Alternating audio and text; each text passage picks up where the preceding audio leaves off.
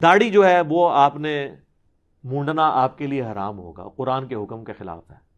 اتنی داڑھی رکھنا کہ جسے عرف عام میں داڑھی کہا جائے، یہ سنت ہے، بلکہ فرض ہے عرف عام والی، شاہد افریدی والی داڑھی۔ اتنی اگر کوئی داڑھی رکھ لیتا ہے نا تو وہ گناہگار نہیں ہوگا جو اس کے چہرے کی کھال کو چھپا دے، جسے عرف عام میں دیکھنے میں داڑھی کہا جائے۔ یہ نہ کہا جائے کہ یہ شیو بڑی ہوئی ہے۔ ایک بالکل چھوٹی سی داڑھی ہوتی ہے جس میں جسٹ شیو بڑی ہوئی ہوتی ہے، میں اس کی بات نہیں کر رہا، عموماً جسے داڑھی بولا جائے، یہ تو ہر مرد کے اوپر رکھنا فرض ہے۔ اور میں بار بار کہتا ہوں یار، کوئی نہیں رکھنا چاہتا بڑی داڑھی نہ رکھے یار، چھوٹی داڑھی تو رکھے نا، حرام کام سے تو باہر نکلے۔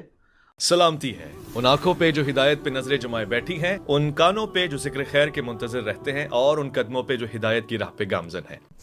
علماء ہم دیکھتے ہیں تو ان کا ایک خاص حیت، خاص لباس، ایک داڑھی، ایک خاص قسم کی جامہ زیبی آپ کی بظاہر بھی اس سے مختلف نظر آتی ہے، اور اعتراض یہ کیا گیا ہے کہ داڑھی ہمیشہ سے انبیاء کی ایک سنت رہی ہے، لیکن آپ داڑھی کو سنت نہیں مانتے۔ یہیں سے آغاز کر لیتے ہیں۔ بسم اللہ الرحمن الرحیم۔ آپ کی بڑی عنایت ہے کہ آپ یہ سوالات اس طرح میرے سامنے رکھ رہے ہیں۔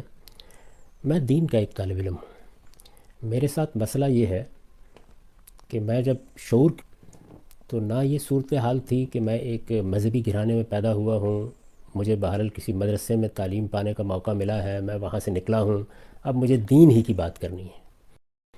میرا پس منظر یہ تھا کہ میں ایک ذمہ دار گھرانے سے تعلق رکھتا تھا۔ میرے گرامی قدر والد ایک صوفی بزرگ تھے۔ میں نے ابتدا میں وہی چیزیں پڑھیں جو بالعموم تصوف کی تعبیر کو بیان کرتی ہیں، وہی شاعری، وہی ادب، وہی رومی، وہی عطار، وہی ثنائی، انہی چیزوں میں میری پرورش ہوئی۔ میرے سامنے مذہب جب میں شعور کی عمر کو پہنچا تو ایک چیلنج کے طور پر آیا۔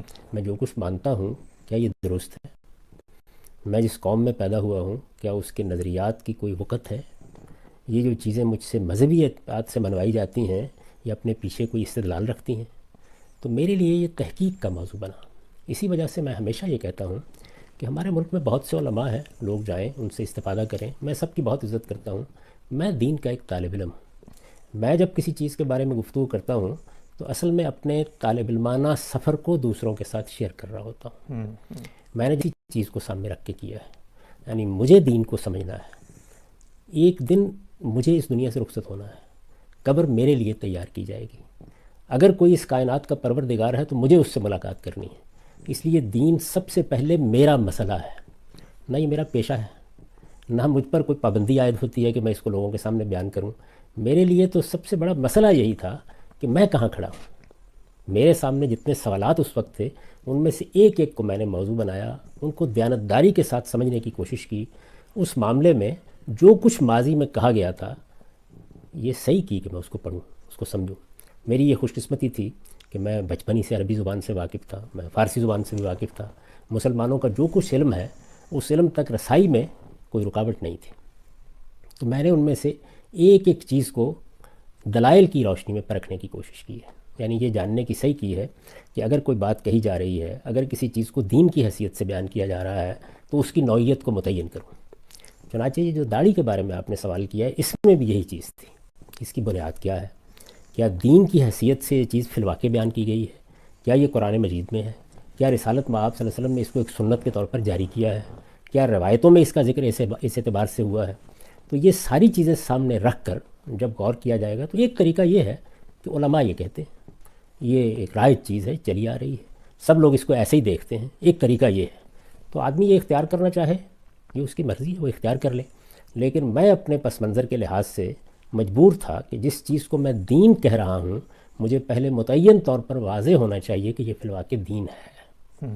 تو میں نے جب دین کا مطالعہ شروع کیا اور دین کے پورے مشمولات کا جائزہ لیا، قرآن مجید کو دیکھا، سنت کو دیکھا، روایات کے ذخیرے کو دیکھا، تو میں اس نتیجے کے اوپر پہنچا کہ بہت سی چیزیں ایسی ہیں کہ جو روایات میں اس طرح بیان ہو گئی ہیں کہ اگر آپ ان کے اندر اتر کر یہ جاننے کی صحیح نہ کریں کہ یہ بات کہی کیا گئی ہے تو اس سے بالکل الٹا مدعا سامنے آ جاتا ہے۔ اچھا، اس کی بہت سی مثالیں میں دے سکتا ہوں کہ جہاں پر بات کچھ اور تھی، ایک پس منظر تھا جس میں وہ کہی گئی، متکلم کا منشا بالکل اور تھا، رسالت مآب صلی اللہ علیہ وسلم کسی اور کی طرف توجہ دلانا چاہ رہے تھے، لیکن لوگوں نے ان الفاظ کو جس طرح دیکھا اس سے ایک حکم اخذ کر لیا، ٹھیک، درا حالے کہ وہ رسالت مآب صلی اللہ علیہ وسلم کا منشا ہی نہیں تھا۔ اس میں ایک فرق پہلے واضح کر دوں، اور وہ یہ کہ ایک چیز ہے اللہ کی کتاب قرآن مجید. قرآن مجید کے ساتھ مسئلہ یہ ہے کہ یہاں نہ تو یہ ہوا ہے کہ اللہ تعالیٰ کی بات کو لوگوں نے اپنے فہم کے مطابق بیان کر دیا ہو، وہ اللہ تعالیٰ کے اپنے الفاظ میں ہم تک پہنچی ہے. یہی دنیا کے سارے مذہبی لٹریچر میں قرآن کا امتیاز ہے، یعنی وہ اللہ تعالیٰ کے اپنے الفاظ میں ہے. پھر یہ کہ وہ منتشر جملوں کی صورت میں نہیں ہے، یعنی اللہ تعالیٰ نے کچھ جملے بولے اور ان کو لوگوں نے آگے روایت کر دیا. وہ ایک مرتب اور منظم کتاب ہے، کتاب کی حیثیت سے نازل کی گئی ہے، کتاب ہی کی حیثیت سے اس کو ترتیب دیا گیا ہے، کتاب ہی کی حیثیت سے وہ ہم تک پہنچائی گئی ہے.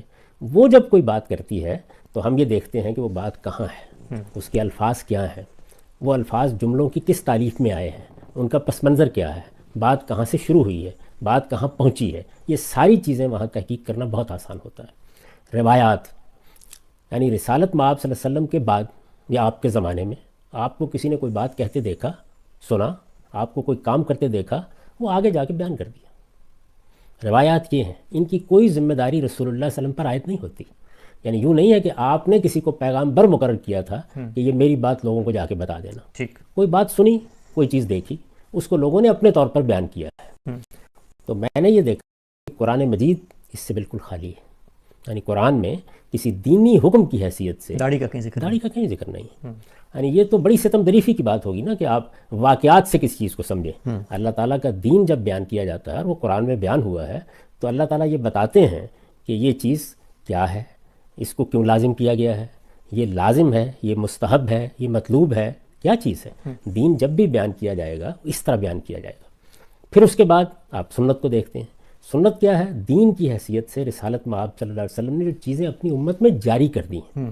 تو یہ بات واضح ہوئی کہ یہ در حقیقت جس کو ہم سنت کہتے ہیں، اس کی ابتدا تمام انبیاء کے ہاں رہی ہے. یعنی یہ سیدنا آدم علیہ السلام سے لے کر جو دین اللہ تعالیٰ نے دیا ہے یہ اس کی روایت ہے. ٹھیک. اور یہی روایت بعد میں، معاف کیجیے، انبیاء علیہ السلام کے ہاں بھی جاری رہی. یہی روایت ہے جو سیدنا ابراہیم علیہ السلام کے ذریعے سے عرب میں آئی، اور پھر اس کو قرآن مجید نے دین ابراہیمی، ملت ابراہیمی قرار دیا. یہ دین ابراہیمی اور ملت ابراہیمی کی روایت ہے جس کی تجدید کر کے، جس کی اصلاح کر کے رسالت مآب صلی اللہ علیہ وسلم نے اگر کوئی اضافہ ضروری تھا تو وہ کیا اور اس کو جاری کر دیا. یہ سنت ہے، یہ دین سے پہلے کا علم ہے، یہ قرآن مجید سے مقدم ہے. یعنی قرآن مجید بعد میں نازل ہوا، اس کی ابتدا پہلے شروع ہو گئی. یہ چیز پہلے سے موجود تھی، نماز پڑھی جا رہی تھی، روزے رکھے جا رہے تھے، زکوٰۃ دی جا رہی تھی، اسی طرح سے حج عمرہ یہ ایک روایت کی حیثیت سے موجود تھا. یہ ساری چیزیں جو ہیں یہ سنت کی حیثیت سے جاری تھیں. تو میں نے دیکھا کہ کیا ان میں یہ چیز موجود ہے، تو معلوم ہوا کہ وہاں بھی نہیں ہے. تو اب ایک بات کی رہ گئی، اور وہ یہ کہ روایات میں، یعنی رسول اللہ صلی اللہ علیہ وسلم سے سنی ہوئی باتوں میں یا آپ کے کسی عمل کو دیکھ کر کسی نے کوئی بات بیان کی ہے، تو یہ ساری بات اسی ذیل میں بیان ہوئی ہے جہاں ہوئی ہے. جب وہ بات بیان ہوئی ہے تو سیاق سباق کیا ہے، بات کس موقع پر کہی گئی ہے، کیسے کہی گئی ہے، اسے متعین کیا جائے گا نا. تو میں اس نتیجے پر پہنچا کہ رسول اللہ صلی اللہ علیہ وسلم جس وقت یہ بات فرما رہے ہیں کہ تم لوگ اپنی مونچھیں پست رکھو اور اپنی داڑھی بڑھاؤ، تو اس جملے کا مدعا کیا ہے، متکلم کے پیش نظر کیا بات ہے، یعنی آپ کیا فرما رہے ہیں. تو تمام روایات کو سامنے رکھ کر یہ بات واضح ہوئی کہ در حقیقت آپ ایک حیت یا ایک وضع پر تبصرہ کر رہے ہیں. ٹھیک. چونکہ پیغمبروں کی ہدایت میں یہ چیز کہ نہ آپ کے باطن میں تکبر کا کوئی شائبہ ہو، نہ آپ کی چال ڈھال میں، آپ کے انداز گفتگو میں، آپ کے رہن سہن کے طریقوں میں کوئی متکبرانہ چیز در آئے. تکبر بہت بڑا گناہ ہے. تو رسالت مآب صلی اللہ علیہ وسلم نے اس کے بعد دوسرے مذاہب پر تنقید کیا، قرآن نے بھی کی. یعنی آدمی چلے کیسے، بولے کیسے. آپ دیکھیے قرآن نے بتایا کہ اپنی آواز کا خیال رکھو، اپنی چال ڈھال کا خیال رکھو. جب تم دوسروں کے ساتھ معاملہ کرتے ہو تو اس میں دیکھو تمہارا رویہ، تمہارا انداز، تمہارا اسلوب گفتگو متکبرانہ نہیں ہونا چاہیے. تو ایک وضع قطع سامنے آتی ہے کہ بعض لوگ آپ نے دیکھا ہوگا کہ اپنی مونچھیں بہت بڑھا لیتے ہیں اور چھوٹی داڑھی رکھتے ہیں. یہ اوباشوں کی سی وضع قطع ہے، آج بھی ہے. آج بھی ہے. رسول اللہ صلی اللہ علیہ وسلم نے اس کو پسند نہیں فرمایا. تو جو پوری بات تھی وہ یہ کہی، یعنی داڑھی تو لوگ رکھتے تھے، ایک عام رواج تھا، اسی طرح مونچھیں بھی رکھتے تھے. اب اس میں جو چیز باعث تنقید بن گئی وہ مخصوص وضع تھی.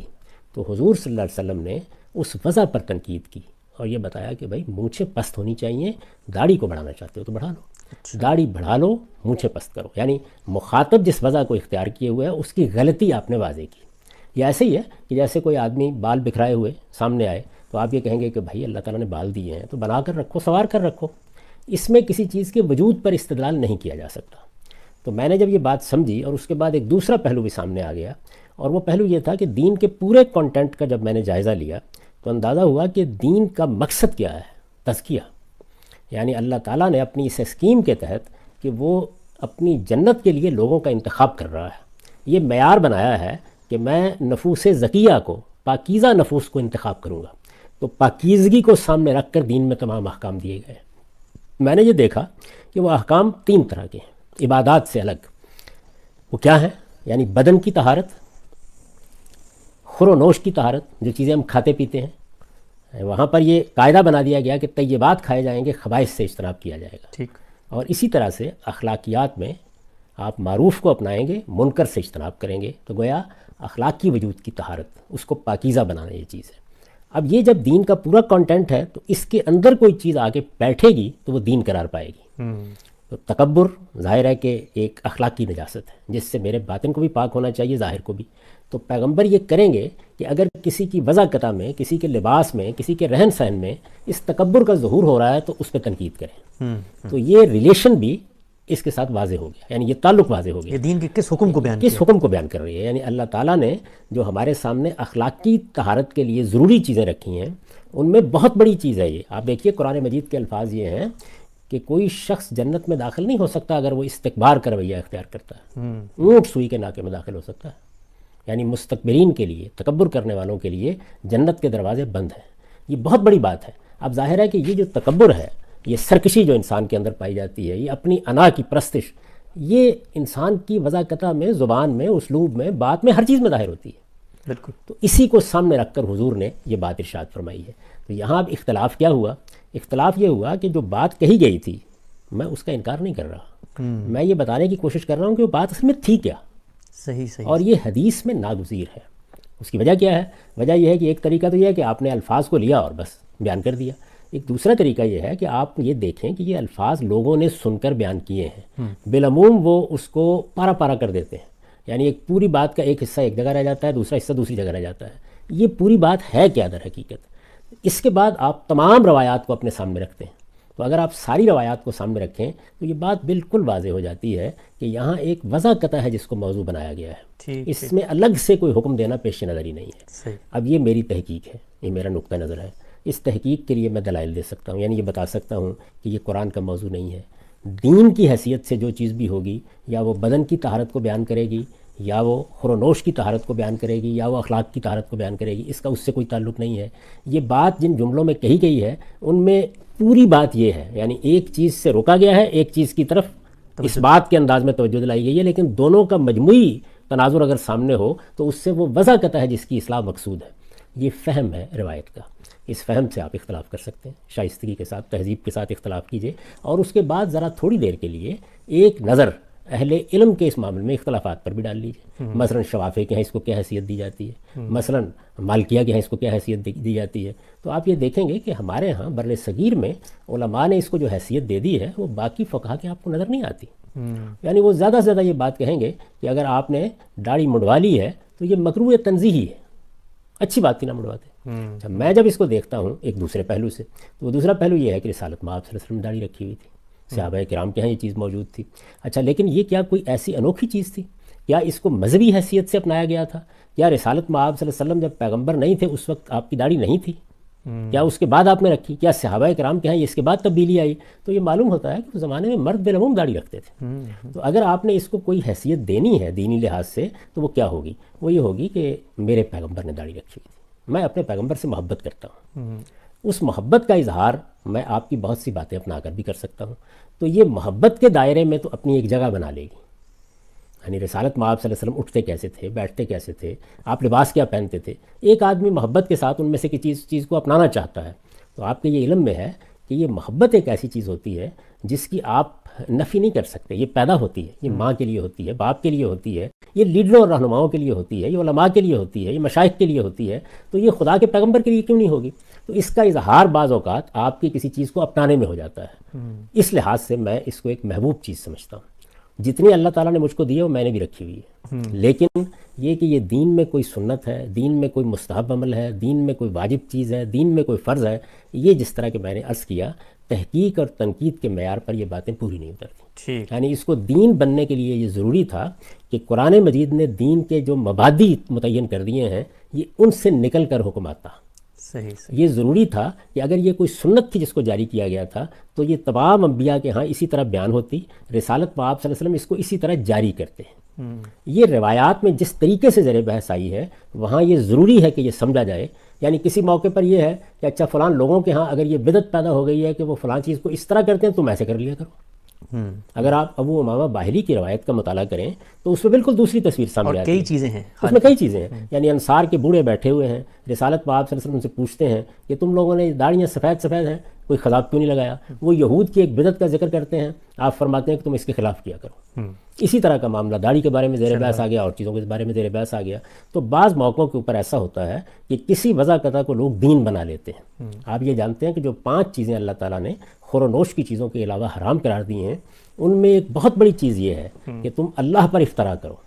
ہمارے ہاں ہوتا کیا ہے کہ لوگ بعض چیزوں کے بارے میں جب ایک رائے قائم کر لیتے ہیں تو وہ یہ نہیں دیکھتے کہ جس طرح یہ ضروری ہے کہ اگر کوئی دین کی بات ہے تو آپ اس کو چھوڑیں نہیں, اسی طرح یہ بھی بہت ضروری ہے کہ اگر دین میں کوئی بات غلط داخل کر دی گئی ہے یا اس میں افراط و تفریط ہو گئی ہے یا بات کا جتنا وزن تھا اس سے زیادہ دے دیا گیا ہے تو اس کی بھی تصحیح کریں. تو میری جو اس معاملے میں تحقیق ہے اس کا نتیجہ یہ ہے کہ تمام روایتوں کو سامنے رکھ کر جو بات واضح ہوتی ہے وہ یہ ہے کہ یہ دین میں کوئی چیز نہیں ہے. یہ سنت, واجب, فرض, مستحب اس نوعیت کی چیز ہی نہیں ہے. یہ ہماری محبت کا اظہار ہے اور اس کو اسی جگہ رہنا چاہیے.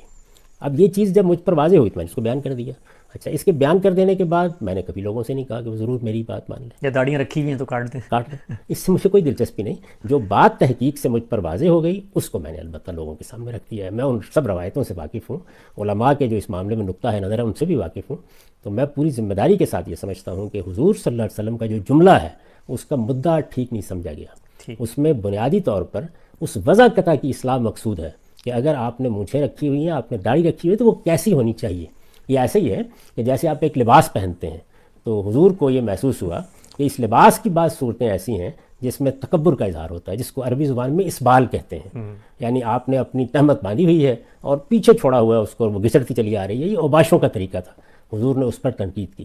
اسی طرح آپ امامہ باندھتے ہیں, اس کا شملہ بہت لمبا ہوتا ہے, ظاہر ہے اس میں بھی ایک متکبرانہ وضع بن جاتی ہے, اس پر آپ نے تنقید کی.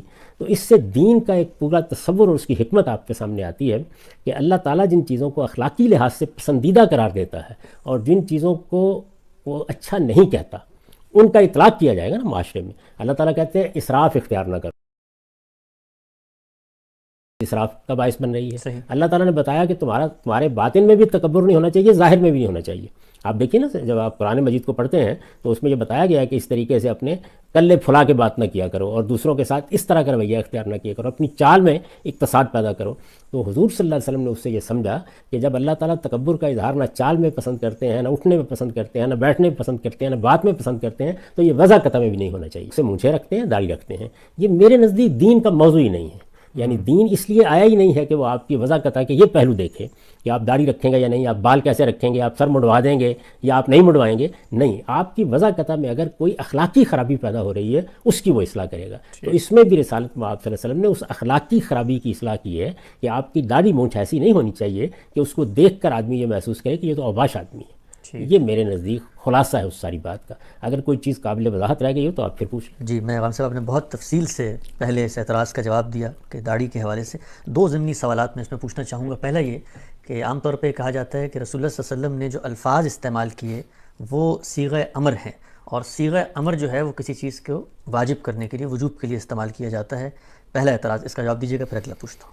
بھائی, صیغہ امر جو ہے وہ اگر قرآن مجید آپ پڑھیں یا عربی زبان سے آپ واقف ہیں یا دنیا کی بھی کسی زبان سے واقف ہیں تو یہ بات کہ وہ ہر حال میں وجوب کو ثابت کرے گا یہ ٹھیک نہیں ہے. یعنی یہ اس کا سیاق سباق بتاتا ہے.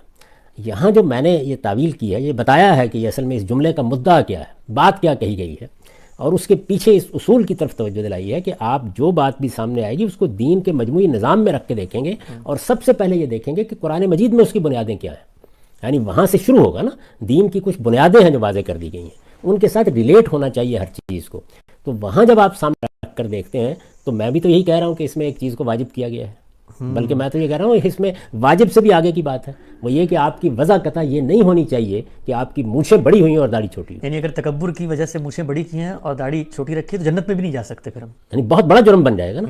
تو میں اس میں وجوب پر تو گفتگو نہیں کر رہا، میں تو یہ نہیں عرض کر رہا کہ یہ وجوب نہیں ہے، میں یہ عرض کر رہا ہوں کہ آپ نے بات کا مطلب کیا سمجھا ہے، یعنی آپ نے دو جملوں کو الگ کر کے دو الگ احکام سمجھ لیے ہیں، بلکہ دونوں کے مجموعے سے جو بات نکل رہی تھی وہ آپ کو سمجھنی چاہیے تھی، اور وہ دونوں کے مجموعے سے در حقیقت ایک وضع قطع پر نقد کیا گیا ہے، اس کو تبدیل کرنے کا حکم دیا گیا ہے۔ یہ حکم ہے حضور کا، اور حکم دینی ہے، اور اسی اصول پر مبنی ہے کہ دین میں یہ جو آپ کا قلب ہے اور آپ کے دل میں جو کیفیات پیدا ہوتی ہیں اور آپ کے ہاں جو اخلاقی رضائل و فضائل ہیں وہ سب دین کا موضوع ہے۔ تو میں نے تو اس جملے کو اٹھا کر اس کو دین کے مجموعی نظام میں رکھ کے بتایا کہ دین در حقیقت متکبرانہ رویوں کی اصلاح کرنا چاہتا ہے، اس لیے حضور نے جو بات فرمائی ہے وہ واجب ہے، لازم ہے، لیکن بات کیا ہے؟ یعنی میں آپ سے اختلاف اس میں نہیں کر رہا کہ یہ واجب ہے یا نہیں ہے، میں اختلاف اس میں کر رہا ہوں کہ آپ بات نہیں سمجھ رہے ہیں۔ یعنی بات یہ ہے کہ یہ وضع قطع تبدیل کرو، تمہاری وضع قطع یہ ہونی چاہیے، اگر تم اس طرح سے بڑی بڑی مونچھیں اور چھوٹی داڑھی رکھتے ہو تو جو اس سے تمہاری تصویر بنتی ہے وہ ایک متکبر اور اوباش آدمی کی تصویر بنتی ہے، اسے تبدیل کرو۔ یہ تو بہت بڑی بات ہے، تو اس میں تو وجوب کا سوال نہیں، لیکن چونکہ سوال آپ نے کیا ہے تو میں آپ سے عرض کرتا ہوں کہ امر ہوتا ہے، امر کا صیغہ یہ مشورے کے لیے آ جاتا ہے، ترغیب کے لیے آ جاتا ہے، یہ محض اباحت کو بیان کرتا ہے۔ مثلا دیکھیے قرآن مجید میں جب جمعے کے بارے میں یہ فرمایا کہ اپنا سب کاروبار چھوڑو، تو جب جمعے کے لیے اذان دی جائے تو فسعوا الی ذکر اللہ، آؤ اللہ کے ذکر کی طرف، اللہ کی یاد کی طرف، جمعے کی نماز میں حاضر ہو جاؤ کہیے تو فسعوا الی ذکر اللہ، ظاہر ہے کہ یہ بھی امر کا صیغہ ہے، اور یہ واجب کر رہا ہے، لازم کر رہا ہے کہ آپ آئیں، اپنا کاروبار چھوڑیں۔ یعنی جمعہ ایک فریضہ ہے، جب اس کا اعلان کر دیا گیا اور ہمارے ارباب اقتدار کی طرف سے جمعے کا انعقاد ہو گیا تو اس کے جواب میں حاضر ہونا ضروری ہے، یہ طے ہو گیا۔ اگلا جملہ دیکھیے، فَإِذَا قُضِيَتِ الصَّلَاةُ فَانتَشِرُوا فِي الْأَرْضِ، جب نماز سے فارغ ہو جاؤ تو زمین میں پھیل جاؤ، کاروبار کرو، اللہ تعالیٰ کا فضل تلاش کرو۔ اب آپ یہ کہیں کہ اس کے بعد لازم ہے کہ آپ جا کے کاروبار پہ ضرور بیٹھیں، نہیں، بعض موقعوں کے اوپر امر جو ہے وہ محض ترغیب کو، مشورے کو، اباحت کو، کسی کام کے کرنے کے روا ہونے کو بیان کرتا ہے۔ کلو وشربو کئی جگہوں پہ کئی مقامات کے اوپر آیا کھاؤ پیو، مطلب یہ ہے کہ جائز ہے تمہارے لیے، تو یہ بات درست نہیں ہے۔ تاہم میں نے جو بات کہی ہے یا جو سمجھی ہے اس سے، اس میں وجوب ہی سمجھا ہے، اصل میں میرے اور آپ کے بات کے فہم میں اختلاف ہے۔ آپ کہہ رہے ہیں کہ یہاں دو ایسی باتیں کہی گئی ہیں جو الگ الگ ہیں اپنی جگہ، مونچھیں چھوٹی کر دو، داڑھی کو بڑھا دو۔ میں یہ کہتا ہوں نہیں، تم نے جو وضع بنا رکھی ہے اپنی، بڑی مونچھیں اور چھوٹی داڑھی، یہ وضع ٹھیک نہیں ہے، اس وضع کو درست کرو۔ تمہاری مونچھیں چھوٹی ہونی چاہیے، بڑی ہوئی داڑھی ہونی چاہیے، اس سے جو وضع بنے گی وہ شریفانہ وضع بنے گی۔ تو یہ وضع ہے جس کی رسالت مآب صلی اللہ علیہ وسلم نے تعلیم دی ہے۔ اگر آپ نے یہ وضع بنائی نہیں رکھی ہوئی تو یہ حکم، یہ ہدایت آپ سے متعلق ہی نہیں ہے۔ بالکل ٹھیک ہے۔ اچھا ہم صاحب دوسرا ضمنی سوال اس پہ یہ ہے کہ لوگ عام طور پہ یہ کہتے ہیں کہ ایک زمانے تک آپ کی بھی وہی رائے تھی جو علماء کی رائے تھی کہ یہ داڑھی جو ہے انبیاء کی ہی سنت ہے اور اسی لحاظ سے مسلمان معاشرت میں لوگوں کو یہ رکھنی چاہیے۔ تو جب آپ کی یہ رائے تھی تو کن بنیادوں پر تھی، اور اب تو خیر آپ کی رائے اگر تبدیل ہوگی، ان کی بنیادیں تو آپ نے واضح کر دی، تو اس وقت کس بنیاد پہ آپ یہ کہتے تھے؟ میں نے ابھی آپ سے عرض کیا کہ میں ایک مسلمان گھرانے میں پیدا ہوا، اس مسلمان گھرانے میں پیدا ہونے کے بعد ظاہر ہے کہ میرا اگر دین کی طرف رجحان ہوگا تو سب سے پہلے میں اسی دین کو سمجھوں گا جو علماء بیان کرتے ہیں۔ میرے زمانے میں میرے قریب جو اہل علم ہوں گے، جن کی کتابیں میں پڑھوں گا، جو کچھ وہ کہیں گے اسی کو اختیار کروں گا نا۔ اب ایک صورت یہ ہے کہ آپ نے وہ پڑھ لیا، آپ نے وہ جان لیا، آپ اسی پر زندگی میں قائم رہے، دنیا سے رخصت ہو گئے۔ میں نے بدقسمتی یہ فیصلہ کر لیا کہ نہیں، میں ایک ایک چیز کو جانچوں گا۔ اسی لیے میں اپنے کام کے بارے میں بھی ہمیشہ یہ کہتا ہوں کہ یہ مسلمانوں کے مذہبی فکر کی ریکنسٹرکشن کا کام ہے۔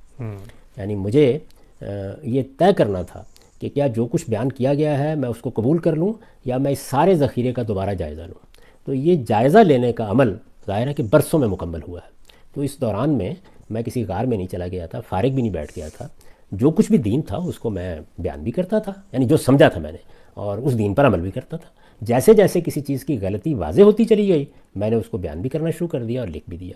تو مجھے یہ بتائیے کہ اس سے مختلف کیا صورت ہوگی؟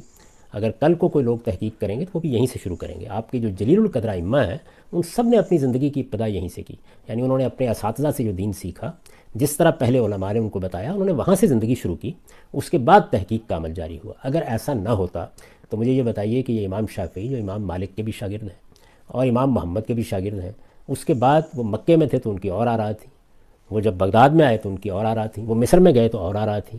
یہ کیوں ہوا؟ اس لیے کہ ایک زندہ انسان کی طرح وہ لوگ تحقیق کرتے تھے۔ ہم نے اس کا دروازہ بند کر رکھا ہوا ہے۔ ہمارے علماء نے یہ اصول اختیار کر لیا ہے کہ جو کچھ ہم نے اپنے بزرگوں سے سنا ہے، اپنے اکابر سے سنا ہے، اس کو ہم چیلنج نہیں کریں گے۔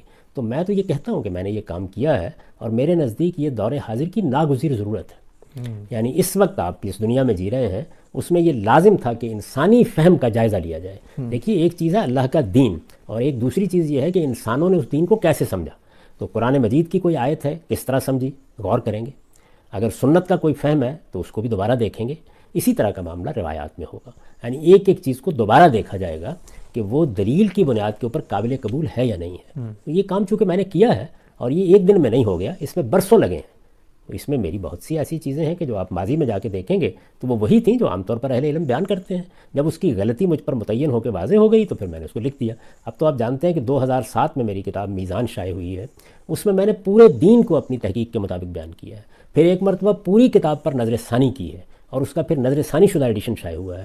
اگر آپ غور کر کے دیکھیں تو خود اپنی تحقیقات پر نظر ثانی کرتے ہوئے میں نے بہت سی چیزوں میں تبدیلیاں کی۔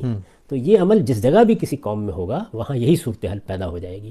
اگر آپ یہ طے کر لیں کہ آپ کو غور نہیں کرنا، جو کچھ آپ کو اپنے آبا سے ملا ہے اسی کو مانتے رہنا ہے، تو پھر ظاہر ہے کہ کوئی تبدیلی بھی نہیں آئے گی۔ ٹھیک۔ اچھا عام صاحب، ایک اور سوال جو داڑھی ہی کے ضمن میں سامنے آتا ہے وہ یہ کہ جس وقت ہم یہ کہتے ہیں کہ آپ نے فرمایا کہ رسول اللہ صلی اللہ علیہ وسلم سے محبت، ان سے اپنے تعلق کے اظہار کا ایک نمونہ ہے کہ آدمی داڑھی رکھے، تو کیا آپ یہ کہتے ہیں کہ جو لوگ دین کا کام کرتے ہیں، اللہ اس کے رسول کی بات بتاتے ہیں، تو پھر ان کو تو بدرجہ عتم اس کو اپنانا چاہیے؟ یعنی پھر ان کے لیے کیا، جو دین کی بات کرے اور داڑھی نہ رکھے تو اس کے بارے میں پھر آپ کی کیا رائے ہے؟ دیکھیے، یہ دین سے تو اس کا کوئی تعلق ہے ہی نہیں۔ ایک چیز جب محبت کا اظہار ہے تو محبت کے اظہار کے اسالیب مختلف ہوتے ہیں۔ ممکن ہے کہ کوئی آدمی آپ کے لباس کو اپنا لے، ممکن ہے کوئی آدمی محض آپ کے لب و لہجے کو اپنے لیے ایک اسوہ قرار دے، ممکن ہے کوئی اور شخص کسی اور چیز کو اپنے لیے قابل تقلید سمجھے۔ میں ان چیزوں کی بات کر رہا ہوں جن کا تعلق دین سے نہیں ہے، کیونکہ اس میں آپ کے پاس یہ انتخاب ہوتا ہے۔ چنانچہ دیکھیں کہ ہمارے ہاں علامہ اقبال ہے مثال کے طور پر، ان کو عاشق رسول سمجھا جاتا ہے۔ ان کی شاعری پڑھیں تو آپ کو اندازہ ہوتا ہے کہ وہ رسول اللہ سے کیسی محبت رکھتے ہیں، لیکن اس محبت کا ظہور داڑھی کی صورت میں نہیں ہوا۔ سید قطب نے اپنی جان اللہ کے دین کے لیے دے دی۔ آپ نے دیکھا کہ وہ کس شان کے ساتھ مقتل میں گئے، اور ان کی اپنی زندگی، ان کے افکار، ان کے خیالات سے 10 جگہ مجھے اختلاف ہوگا، لیکن ان کے اخلاص سے کوئی اختلاف کر سکتا ہے، دین کے ساتھ ان کے تعلق سے کوئی اختلاف کر سکتا ہے، ان کی غیر معمولی شہادت سے کوئی اختلاف کر سکتا ہے، لیکن ان کی داڑھی نہیں تھی۔ تو اس لیے یہ چیز سمجھنے کی ہے کہ آپ کس چیز کو دین کا معیار قرار دے رہے ہیں۔ یہ دین کا معیار نہیں ہے، اظہار محبت کا ایک اسلوب ہے۔ بہت سے لوگ ہیں کہ جو مثال کے طور پر کسی بڑے لیڈر سے متاثر ہو جاتے ہیں۔ ہٹلر سے لوگ متاثر ہوئے، اس کی طرح کی مونچھیں رکھنا شروع کر دیں۔ قائد اعظم سے لوگ متاثر ہوئے، جناح کیپ رواج پا گئی۔ تو یہ چیزیں ہوتی ہیں، لیکن اگر کسی شخص نے مثال کے طور پر جناح کیپ نہیں پہنی تو کیا آپ اس کی محبت پر کوئی بات کہیں گے؟ میں یہ بتا رہا ہوں کہ آپ کے کسی چیز کو اپنانے کی بنیاد کیا ہے، یعنی وہ کس مبدا سے اٹھی ہے۔ تو وہ اگر تو دین ہے تو دین میں اس کو ثابت ہونا چاہیے، اور اگر وہ دین نہیں ہے، محبت سے، تعلق کے اظہار کے لیے کسی کلچرل پہلو سے آپ کسی چیز کو اختیار کرتے ہیں تو اسی طرح اس کو بیان بھی کریں۔ ٹھیک۔ اچھا عام صاحب، آپ نے فرمایا ابھی کہ دین کا جو مشمولات ہیں اس کا جب آپ جائزہ لیتے ہیں تو معلوم ہوتا ہے کہ وہاں وہ بڑی کیٹیگری کیا ہے جس سے یہ احکام جو ہے وہ پھوٹ رہے ہوتے ہیں، وہ تزکیہ ہے، پیوریفیکیشن ہے۔ تو اگر یہ کہا جائے کہ مطلب بظاہر تو سمجھ میں آتا ہے کہ تھوڑی کے اوپر بال اگانے سے کوئی تزکیہ نہیں ہوتا، لیکن اگر یوں بیان کیا جائے کہ یہ اللہ تعالیٰ نے اپنے بندوں کی جو خدا کو مانتے ہیں ان کی نشانی کے طور پر ایک علامت مقرر کر دی ہے، تب تو وہ دین کے اوور آل فریم کے اندر یہ آ سکتی ہے۔ اگر اللہ تعالیٰ نے اس کو اس حیثیت سے مقرر کیا ہے تو پھر یہ بات بیان ہونی چاہیے، یہ بات پھر قرآن میں بیان ہونی چاہیے، اس کو ایک سنت کی حیثیت سے منتقل ہونا چاہیے۔ ایسی کوئی چیز نہیں۔ میں نے تو آپ سے عرض کیا نا کہ جس وقت آپ کے سامنے لوگوں کی بیان کردہ ایک چیز آئے گی، یعنی قرآن مجید میں کوئی چیز نہیں ہے، رسالت میں آپ صلی اللہ علیہ وسلم نے بطور سنت کسی چیز کو جاری نہیں کیا، تو دین کا کانٹینٹ مکمل ہو گیا۔ اب لوگ آئے ہمارے پاس اور انہوں نے آ کے یہ کہا کہ میں نے حضور صلی اللہ علیہ وسلم سے یہ بات سنی تھی، اس کو روایت اور حدیث کہتے ہیں۔ یعنی رسالت میں آپ صلی اللہ علیہ وسلم کی وہ باتیں جو لوگوں نے بیان کی ہیں، جن کی کوئی ذمہ داری حضور پر عائد نہیں ہوتی، یہ باتیں لوگ اپنے فہم کے لحاظ سے اپنے لفظوں میں بیان کر دیتے ہیں۔ اس میں بعض اوقات جملے بھی ٹوٹے ہوئے ہوتے ہیں، ان میں بعض اوقات پس منظر بھی موجود نہیں ہوتا۔ ان سے متعلق کیا رویہ اختیار کرنا ہے؟ کیا یہ کہ آپ ہر بات کو دین بنا دیں؟ نہیں، آپ اس پہ غور کریں گے، آپ اس کو سمجھیں گے، اور جو اصل دین آپ کو دیا گیا ہے یعنی قرآن اور سنت کی صورت میں آپ یہ دیکھیں گے اس دین سے اس کا ریلیشن کیا بنتا ہے۔ تو اگر آپ غور کریں تو میں نے رسالت میں آپ صلی اللہ علیہ وسلم کی اس بات کا ریلیشن واضح کیا ہے۔ یعنی آپ اصل میں نہ آپ لوگوں کی مونچھیں کٹوانا چاہتے ہیں، نہ داڑھی لمبی کرانا چاہتے ہیں، آپ جو وضع قطع اختیار کر رہے ہیں اس وضع قطع کو دین کے مطابق کرنا چاہتے ہیں. کیوں؟ اس لیے کہ وہ وضع قطع آپ کے باطن پر دلالت کر رہی ہے. آپ کے باطن میں عاجزی ہونی چاہیے، تواضع ہونی چاہیے، خشیت ہونی چاہیے، اور اس کا اظہار آپ کے لباس میں بھی ہونا چاہیے، آپ کے بولنے میں بھی ہونا چاہیے، آپ کے انداز گفتگو میں بھی ہونا چاہیے. یہ تکبر جو اندر پایا جاتا ہے، یہ جب وضع قطع میں اپنا ظہور کرتا ہے تو اس سے اوباشوں کی ایک حیت پیدا ہوتی ہے. حضور اس سے روکنا چاہ رہے ہیں. تو یہ بات کو سمجھنے کا عمل ہے. جب آپ اس کے اندر اتر کر دیکھیں گے تو آپ کو پورا دین ایک ربط و نظام کے ساتھ سامنے آئے گا. یعنی اللہ تعالیٰ نے جو اخلاقی اصول بیان کیے ہیں، ان اخلاقی اصولوں کو خدا کے پیغمبر نے اللہ کی ہدایت کے مطابق لوگوں کی وضع قطع میں بھی دیکھا، لوگوں کے اسلوب گفتگو میں بھی دیکھا، لوگوں کے رہن سہن میں بھی دیکھا، اور ہر جگہ توجہ دلائی کہ تمہاری وضع قطع ایک خشیت رکھنے والے انسان کی وضع قطع ہونی چاہیے، تمہارا رہن سہن اسراف اور تبذیر سے پاک ہونا چاہیے، اور تمہاری زندگی اعتدال اور توازن کا نمونہ ہونا چاہیے. کیوں؟ اس لیے کہ یہ وہ چیزیں ہیں جو دین کی حیثیت سے اللہ تعالیٰ نے متعین کر دی ہیں. تو میں اس بات کو بیان ہی قبول کر رہا ہوں، لیکن یہ بتا رہا ہوں کہ بات اصل میں ہے کیا. وہ بات وہ نہیں ہے جو آپ سمجھیں، وہ بات یہ ہے. ٹھیک. اچھا ہم صاحب، ایک پہلو آپ کی اس پوری جو آپ کا بیان ہے وہ یہ سامنے آتا ہے کہ مان لیا ہو سکتا ہے یہ بات جو آپ بیان کر رہے ہیں ٹھیک ہو، ایسے ہی ہو، لیکن لوگ یہ پوچھتے ہیں کہ کیا یہی بات صحابہ اکرام نے بھی سمجھی تھی؟ یعنی داڑھی کی اس روایت سے جو نقطہ نظر آپ نے سمجھا، سیاق سباق جن کے سامنے یہ پیش آئی تھی، کیا وہ بھی اس کو ایسے ہی سمجھتے تھے؟ کیونکہ ہمیں دیکھتے ہیں کہ وہاں تو یہ چیز زیر بحث ہی نہیں ہے کہ رکھنی ہو تو بڑی رکھیں اور مجھے چھوٹی کریں، وہاں تو سب ہی رکھ رہے ہیں. اور پھر بعض لوگ یہ کہتے ہیں کہ مثلا فقہا کے ہاں کہ سزاؤں کے طور پر داڑھی کو سزا کے طور پر منڈوانے کی بھی بات کی گئی، تو ہمارے فقہا اور باقی جو امت کے علماء ہیں انہوں نے اس بات کو کیا ایسے ہی سمجھا، اور اگر ایسے نہیں سمجھا تو کیا وجہ ہے اس کی؟ میں نے تو آپ سے عرض کیا ہے کہ دیکھیے، اگر یہ بات صحابہ کرام میں اس طرح سے زیر بحث آتی، رسالت مآب صلی اللہ علیہ وسلم اسے دین کی حیثیت سے زیر بحث لاتے، تو پھر تو یہ ایک سنت کی حیثیت سے جاری کی جاتی. یہ وہاں زیر بحث ہی نہیں ہے، بہت بعد میں آئی.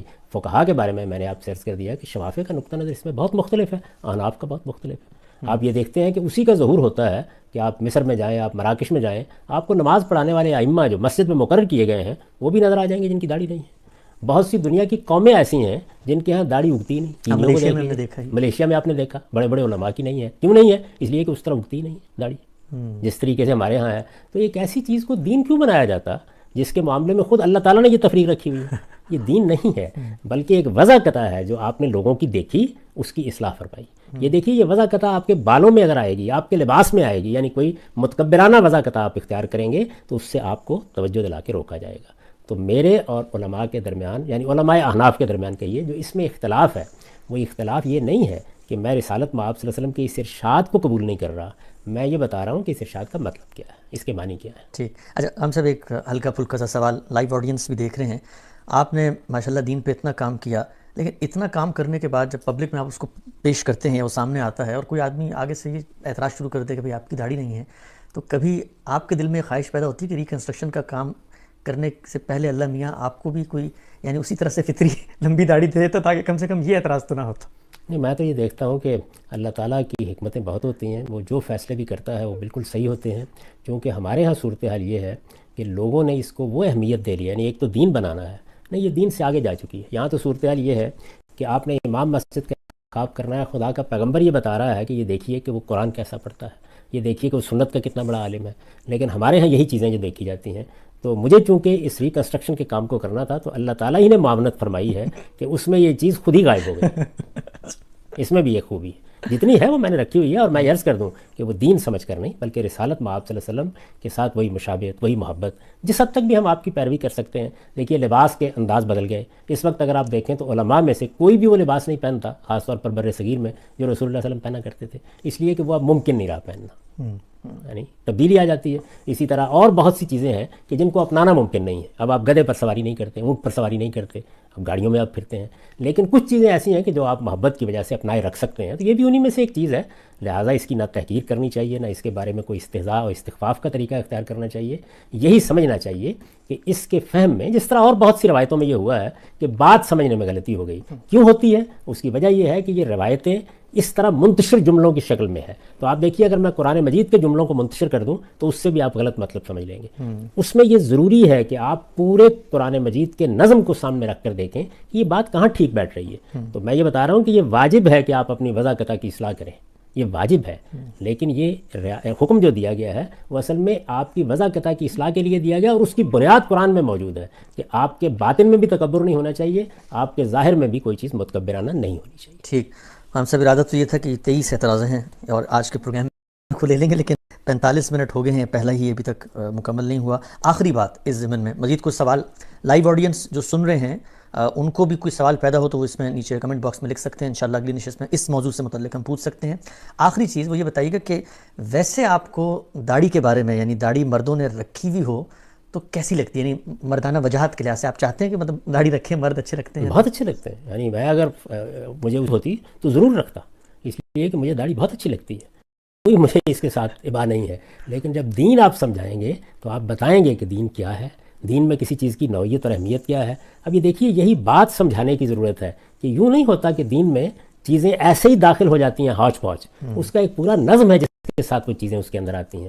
تو میں نے اس نظم کو اپنی کتاب میزان میں متعین کر کے اس کی پوری تفصیل کی ہے، اور یہ سمجھانے کی صحیح کی ہے دین کہاں سے پیدا ہوتا ہے، دین کا ہدف کیا ہے۔ آپ نے جو دین کا ہدف متعین کیا ہے وہ خود قرآن نے بیان کیا ہے نا، یعنی پیغمبر کا تعارف کراتے ہوئے یہ بیان کیا گیا کہ یہ پیغمبر کس لیے آئے ہیں، یہ اس لیے آئے ہیں کہ یتلو علیہم آیاتہ و یزکیہم، یہ تمہارا تزکیہ کرنے کے لیے آئے ہیں۔ تو یہ تزکیہ ہے جو مقصود ہے۔ تو آپ یہ دیکھیں کہ میں نے مونچھوں کو کم رکھنا ہے، اس کو ایک فطرت کے حکم اور ایک سنت کی حیثیت سے بیان کیا اپنی کتاب میں۔ کیوں؟ وجہ کیا ہے کہ یہ طہارت کے ساتھ متعلق ہوتا ہے، یعنی بدن کی طہارت کے ساتھ آپ مونچھیں بڑی رکھیں گے تو متکبرانہ وضع پیدا ہوگی، یہ باطن ہے، اور ظاہر کیا ہے کہ اس کے نتیجے میں آپ جو کچھ کھائیں پیئیں گے وہ بھی آلودہ ہوگا۔ تو دونوں چیزوں کو سامنے رکھ لیا، یعنی باطن کی طہارت، ظاہر کی طہارت، یہ بتایا گیا۔ دونوں کو ملا کر جب آپ دیکھیں گے تو اس میں پھر ایک وضع قطع کی اصلاح پیش نظر ہوگی۔ آپ نے تو یہ موضوع زیر بحث ہی نہیں آئے گا، یعنی آپ بڑی رکھیں گے تو آپ سے کہا گیا چھوٹی کریں، آپ نے ویسے ہی مڑوا دی تو موضوع ختم ہو گیا، بات ہی ختم ہو گئی۔ آپ نے بال رکھے ہوئے ہیں تو آپ سے کہا جائے گا کہ بالوں کا، جیسے کہ حدیث میں آتا ہے کہ اپنے بالوں کا اکرم شارک، یعنی یہ بالوں کو بنا سنوار کے رکھو۔ آپ نے بال مڑوا دیے جیسے ہم حلق کرواتے ہیں، بھئی یہ موضوع زیر بحث نہیں رہے گا، ختم ہو گئی یہ بات۔ تو اصل میں بات پوری سمجھنی چاہیے کہ ہمارا دین چند اصولوں پر کھڑا ہے، اور وہ اصول کہاں سے؟ اللہ کی کتاب میں بیان ہوئے ہیں، وہ رسالت میں آپ صلی اللہ علیہ وسلم کی سنت میں متعین ہوتے ہیں۔ جب اس سے دین کا ایک مجموعی تصور قائم ہو جاتا ہے تو پھر روایات جتنی ہیں ان کے اندر رکھ کے دیکھی جاتی ہیں، اور ان کا ریلیشن اس سے قائم کیا جاتا ہے۔ تو میں نے اس پوری بات کا ریلیشن قائم کر دیا ہے کہ رسول اللہ صلی اللہ علیہ وسلم نے یہ بات دو موقعوں کے اوپر کہی ہے، یعنی یا تو وضع قطع کی اصلاح کرنے کے لیے کہی ہے، اور یا یہود کی یا بعض دوسرے اور گروہوں کی بعض بدعتوں کی اصلاح کرنے کے لیے کہی ہے۔ یعنی جب ان کی بعض بدعتوں کو بیان کیا گیا، اور یہ مذہبی فرقوں میں یہ چیزیں پیدا ہو جاتی ہیں، کسی بدعت کی اصلاح کے موقع پر آپ نے فرمایا کہ تم اس کی مخالفت کرو، یعنی یہ جوتے پہن کے نماز نہیں پڑھتے، مثلا دیکھیے اسی روایت میں زیر بحث آپ نے فرمایا تم جوتے پہن کے نماز پڑھ لیا کرو، ایسے ہی فرمایا۔ تو یہ کیوں فرمایا؟ یعنی کیا اس کا مطلب یہ ہے کہ اب ہم تمام مسجدوں کے اندر جوتے پہننے کے لیے جایا کریں گے؟ نہیں، اس موقع پر فرمایا جس سے مقصود یہ تھا کہ ایک بدعت پیدا کر لی گئی ہے، اس کی اصلاح ہو جائے۔ تو جہاں پر آپ نماز پڑھنے کے لیے کھڑے ہوئے ہیں، جگہ مناسب نہیں ہے، کوئی قالین نہیں بچھا ہوا، صف نہیں بچھی ہوئی، جیسے جنازے کی نماز ہے تو آپ جوتوں سمیت پڑھ سکتے ہیں۔ تو حضور نے یہ بتایا کہ اس کو بدعت مت بناؤ۔ تو آپ کا کوئی اگر آپ کے سامنے لفظ آتا ہے، کلمہ آتا ہے، بات آتی ہے، تو آپ سمجھیں گے کہ وہ کیا چیز ہے۔ یہ سمجھنے کا عمل روایات کے معاملے میں بہت ضروری ہے۔ اس کی وجہ یہ ہے کہ یہاں حضور بات نہیں بیان فرما رہے، لوگ آپ سے بات سن کر بات کو بیان کر رہے ہیں، اور بعض اوقات بات کچھ سے کچھ ہو جاتی ہے۔ آپ جانتے ہیں کہ حضرت عمر جیسی شخصیت پر سیدہ عائشہ نے تبصرہ کیا، جب انہوں نے یہ بیان کیا میت کو عذاب ہوتا ہے، تو انہوں نے کہا کہ عمر جھوٹ نہیں بولتے، لیکن بعض اوقات سننے میں غلطی لگ جاتی ہے۔ تو جس طرح بات کو سننے میں غلطی لگتی ہے، اسی طرح بات کو سمجھنے میں بھی غلطی لگ جاتی ہے۔ یہ سمجھنے میں غلطی لگی ہے جس کی میں نے اصلاح کرنے کی کوشش کی ہے۔ ایک آدمی پلٹ کے یہ کہہ سکتا ہے کہ نہیں ہم اسی بات پر مطمئن ہیں، تو میں نے اس کے خلاف کوئی تحریک نہیں چلائی۔ یعنی بسم اللہ، آپ جس بات پہ مطمئن ہیں اس پہ عمل کریں۔ ہم سب اپنے اطمینانی کے لحاظ سے اللہ کے سامنے جواب دیں۔ اگر میرا ایک چیز پر اطمینان ہے تو میں اس کی پیروی کروں گا، اور آپ کے سامنے دلائل کے ساتھ بیان کر دوں گا۔ آپ کا ایک دوسری بات پر اطمینان ہے تو میرا کوئی حق نہیں کہ میں اس کو ہدف تنقید بناؤں، مجھے کوئی حق حاصل نہیں کہ میں اس کو استہزاء یا استخفاف کا نشانہ بناؤں۔ وہ آپ کا فہم ہے، آپ کو اپنے ہی فہم پر عمل کرنا چاہیے، آپ اسی کے لیے جواب دیں ہیں۔ میں تو اللہ سے دعا کرتا ہوں کہ کاش ہمارے اندر یہ حوصلہ پیدا ہو جائے کہ ہم اہل علم کی باتوں کو اس جذبے سے سنیں، جو کچھ ہم پہلے جانتے ہیں اس پر نظر ثانی کے لیے تیار رہیں۔ اگر کسی بات سے ہمیں اتفاق ہو تو شائستہ طریقے سے اس پر اپنی بات کہہ دیں، اختلاف ہے تو اختلاف کو بھی مہذب طریقے سے بیان کر دیں، اور اس کے بعد جس چیز پہ ہمارا اطمینان ہے اس پر ہم عمل کریں۔ ٹھیک. تو یہ رویہ اگر ہم اختیار کر لیں تو یہ فرقہ بندیاں، یہ نفرت کی چیزیں، یہ ایک دوسرے سے بغض، یہ جس طرح کی فضا ہمارے ہاں پیدا ہو جاتی ہے کہ دین کے اندر لانے کی بجائے ہم دین کی خدمت کرنے والوں کو بھی دین سے نکالنا شروع کر دیتے ہیں، تو اس کی اصلاح ہوگی. تو اس میں اصل میں سبق کیا ہے ہمارے لیے کہ ہم دین کے معاملے میں اپنے رویوں پر نظر ثانی کریں. ایک شخص دین کے کسی حکم کو سمجھنے میں آپ سے اختلاف کر رہا ہے تو آپ دلیل سے اس کی غلطی ضرور واضح کریں، لیکن اس کو استہزاء اور استخفاف کا موضوع نہ بنائیں. اچھا ہم صاحب، آپ کی اس پورے بیان سے مثلا اگر کوئی ایک سنجیدہ طالب علم ہے تو وہ یہ نتیجہ تو نکالے گا کہ آپ کے فہم میں اور امت کے علماء کے فہم میں اس روایت کو سمجھنے میں اختلاف ہے. لیکن یہ کہنا تو مطلب میں دیانتداری سے عرض کر رہا ہوں، اور میں خود ایک زمانے تک چونکہ اس پورے سفر میں رہا، یہ کہنا تو بہت بہت ہی مشکل اور کٹھن کام ہے کہ کوئی یہ کہے کہ آپ اس روایت کو نہیں مانتے، یا آپ نے اس کو نظر انداز کر دیا، یا آپ نے اٹھا کے پھینک دیا، یا آپ کے نزدیک اس کی اہمیت نہیں ہے. یہ ساری باتیں جو آپ نے بھی بیان کی، ظاہری بات ہے آپ نے لکھی بھی ہیں کتابوں میں، کیا وجہ ہے؟ وجہ سمجھائیں کہ، اور آپ نے 20 جگہ پہ یہ باتیں بیان بھی کی، یہاں ذرا زیادہ تفصیل سے ہو گئیں. اس کو سننے کے بعد کوئی یہ کیسے کہہ سکتا ہے کہ مثلا آپ رسول اللہ صلی اللہ علیہ وسلم کی اس حدیث کو نہیں مانتے؟ یہ میں کیا کہہ سکتا ہوں، یہ جب بھی کوئی لوگ مجھے یہ بات کرتے ہیں تو مجھے بڑی حیرانی ہو جاتی ہے کہ ایک شخص جو اپنی ساری زندگی میں ایک ایک روایت کو برسوں سمجھنے میں وقت صرف کرتا ہے. آج بھی میں اپنا آخری کام جو کر رہا ہوں وہ حدیث کے پروجیکٹ پر کر رہا ہوں. یعنی یہ کچھ روایات کا ذخیرہ ہے جس کا جائزہ لیا جا رہا ہے، جس کو ایک مرتبہ پھر ترتیب دینے کی صحیح کی جا رہی ہے. یہ کیوں کیا جا رہا ہے؟ اگر ان کی کوئی اہمیت نہیں ہے، میرے پیغمبر کی باتیں ہیں، اس جلیل القدر ہستی کی باتیں ہیں جو لوگوں نے بیان کر دی ہیں. وہ نہ بیان کرتے تو کوئی مسئلہ نہیں تھا، لیکن کر دی ہیں، بیان کر دی ہیں، تو آپ کی نسبت میرے نزدیک اتنی اہمیت کی حامل ہے کہ ان میں سے ایک ایک کو سمجھنا، ان کی تحقیق کرنا، ان کے بارے میں یہ جاننا کہ ان کا محل کیا ہے، مقام کیا ہے، مدعا کیا ہے، اس کو میں نے اپنی زندگی کا مقصد بنا رکھا ہوا ہے. تو اس وجہ سے میں تو اس کا تصور بھی نہیں کر سکتا. جب میں کسی چیز کو قبول کرنے سے انکار کروں گا تو یہ بتاؤں گا کہ اس کے دلائل کیا ہیں اور اس کی بنیاد کیا ہے. اور اس معاملے میں تمام محقق علماء یہی طریقہ اختیار کرتے ہیں. یعنی یہ روایات جن کو آپ حدیث کہتے ہیں، جن کو اخبار احاد کہا جاتا ہے علمی اصطلاح میں، یہ لوگوں نے بیان کی ہیں. اس وجہ سے پہلے دن سے یہ تحقیق کا موضوع ہے. یوں نہیں ہے کہ کوئی آدمی بیان کر دے تو ہم کہیں گے کہ یہ تو اللہ کے پیغمبر نے فرمایا ہے. اللہ کے پیغمبر کا فرمان لوگ بیان کر رہے ہیں، میرے سامنے نہیں ہے، وہ ہمارے سامنے نہیں ہے. جی سامنے جو چیز حضور دے کر گئے ہیں، جو پوری قطعیت سے منتقل ہوئی ہے، جس کی نسبت آپ کی طرف متحقق ہے، وہ قرآن اور سنت ہے، جو مسلمانوں کے اجماع اور تواتر سے منتقل ہو گیا ہے. وہ زیر بحث ہی نہیں ہے، لیکن فہم وہاں بھی زیر بحث ہوگا. یعنی آپ کسی سنت کو سمجھ رہے ہیں، آپ قرآن کی کسی آیت کو سمجھ رہے ہیں، تو ہو سکتا ہے کہ آپ سے غلطی ہو گئی یا مجھ سے غلطی ہو گئی ہو.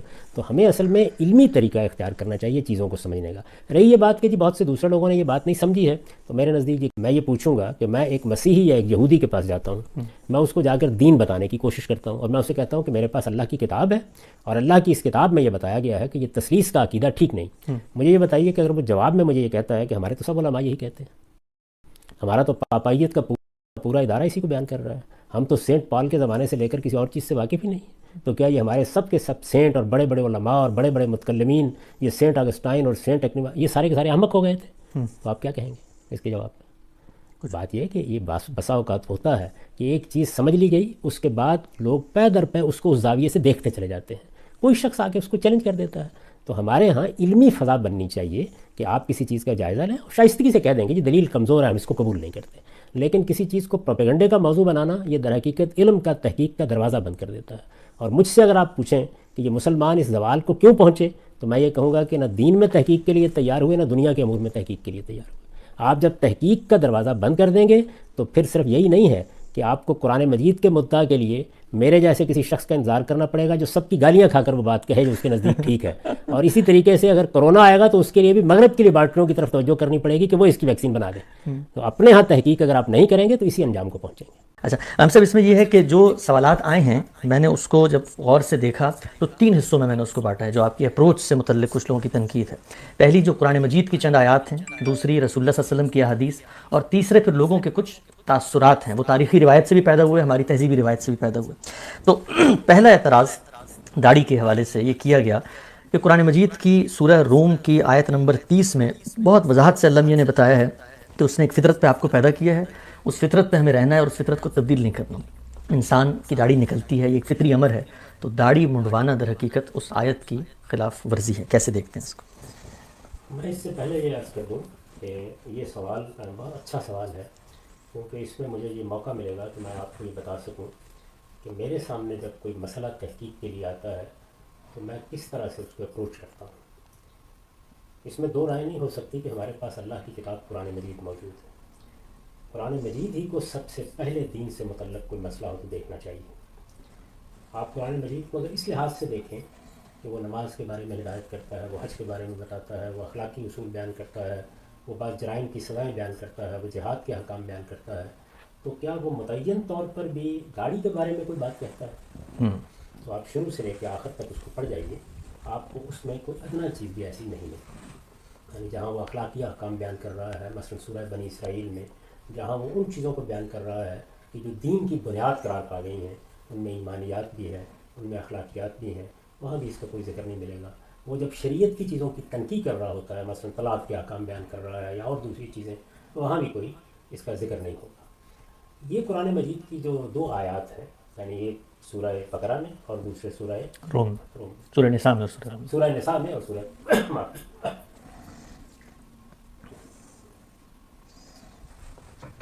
ان دونوں آیات میں بہت بڑی حقیقت بیان کی گئی ہے. یہ جس پہلو سے لوگوں نے اس کو دیکھ لیا ہے، آپ ذرا غور کیجئے ان کے سیاق و سباق کو سامنے رکھ کے. زیر بحث مسئلہ یہ ہے کہ اس دنیا میں اللہ تعالیٰ نے جو اپنا دین دیا ہے، یہ پورا دین جس کو ہم نبیوں کا دین کہتے ہیں، اس کی بنیاد کس چیز پر ہے؟ اللہ تعالیٰ یہ بتاتے ہیں کہ اس کی بنیاد انسان کی فطرت پر ہے. یعنی ایسا نہیں ہے کہ ہم نے اوپر سے کوئی چیز اس کے اوپر لاد دی ہے. اللہ تعالیٰ نے انسان کی جو فطرت بنائی ہے وہ اسی دین کا تقاضا کرتی ہے. اس کو فطرت کو آپ فطرت کے لفظ سے بھی تعبیر کرتے ہیں عربی زبان میں، اور خلق کے لفظ سے بھی تبدیل کرتے ہیں. اللہ تعالیٰ یہ کہتے ہیں کہ تمہیں یہ دیکھنا چاہیے کہ تمہاری فطرت خدا نے کیا بنائی ہے.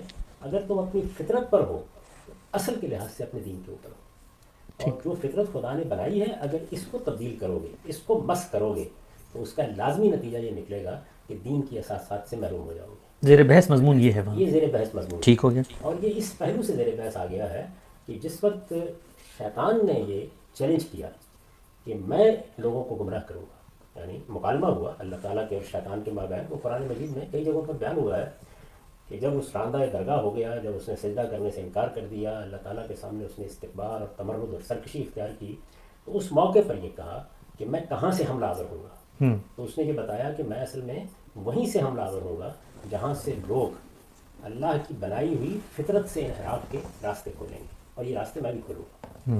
اب یہ سمجھنے کی ضرورت ہے کہ انسان کی وہ فطرت کیا ہے جس پر پورا کا پورا دین مبنی ہے. تو اگر آپ اس کے اندر اتر کر دیکھیں تو آپ کو یہ معلوم ہوگا کہ ہماری فطرت میں یہ چیز رکھی گئی ہے کہ اس کائنات کا ایک پروردگار ہونا چاہیے.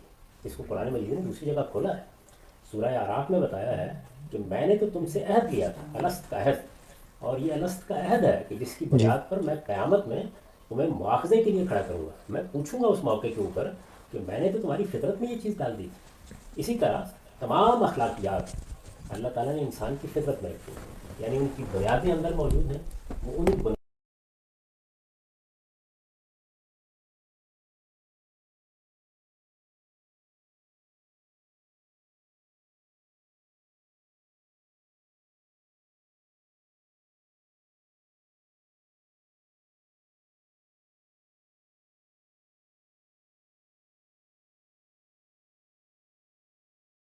وجور ہے اور کیا چیز تقویٰ ہے، کیا چیز صحیح راستے پر رکھتی ہے انسان کو اخلاقی اعتبار سے، اور کیا چیز انحراف قرار پا جاتی ہے.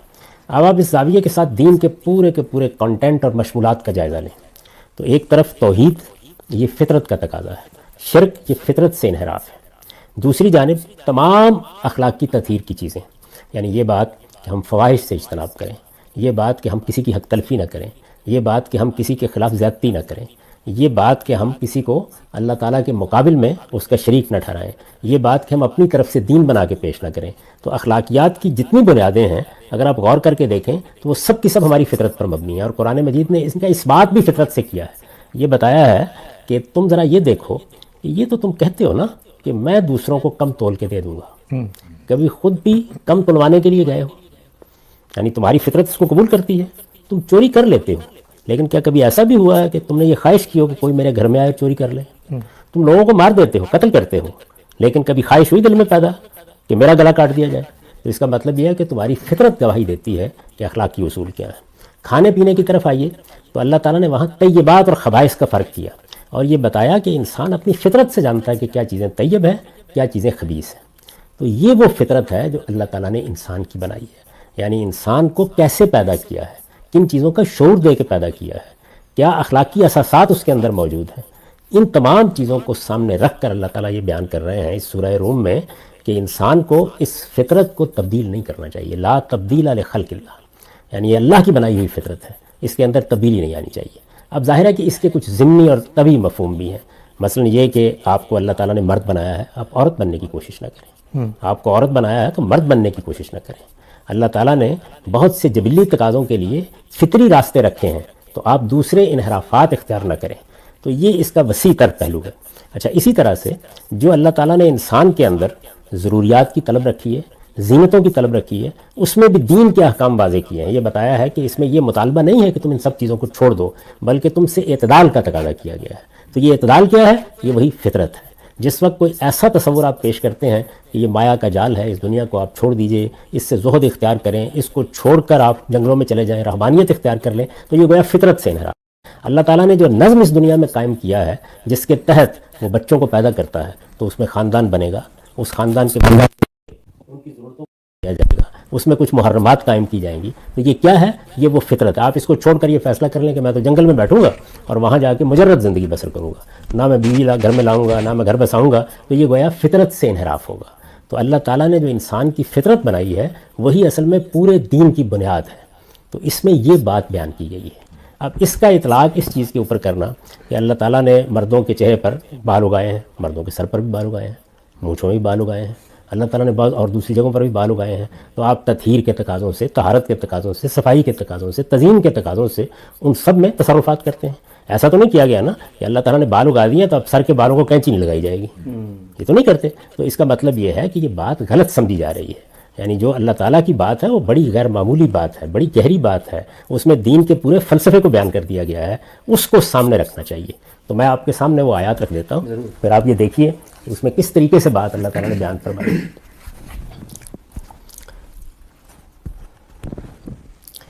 یہ سورہ روم ہے اور اسی میں زیادہ تفصیل سے یہ بات بیان ہوئی ہے.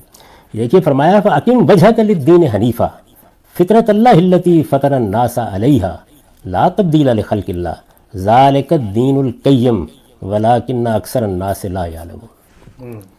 یعنی پیچھے کچھ حقائق واضح کیے ہیں. اس سے پیچھے جو سیاق ہے اس میں یہ بتایا ہے کہ شرک کتنی بڑی غلاظت ہے, توحید کی دعوت دی ہے.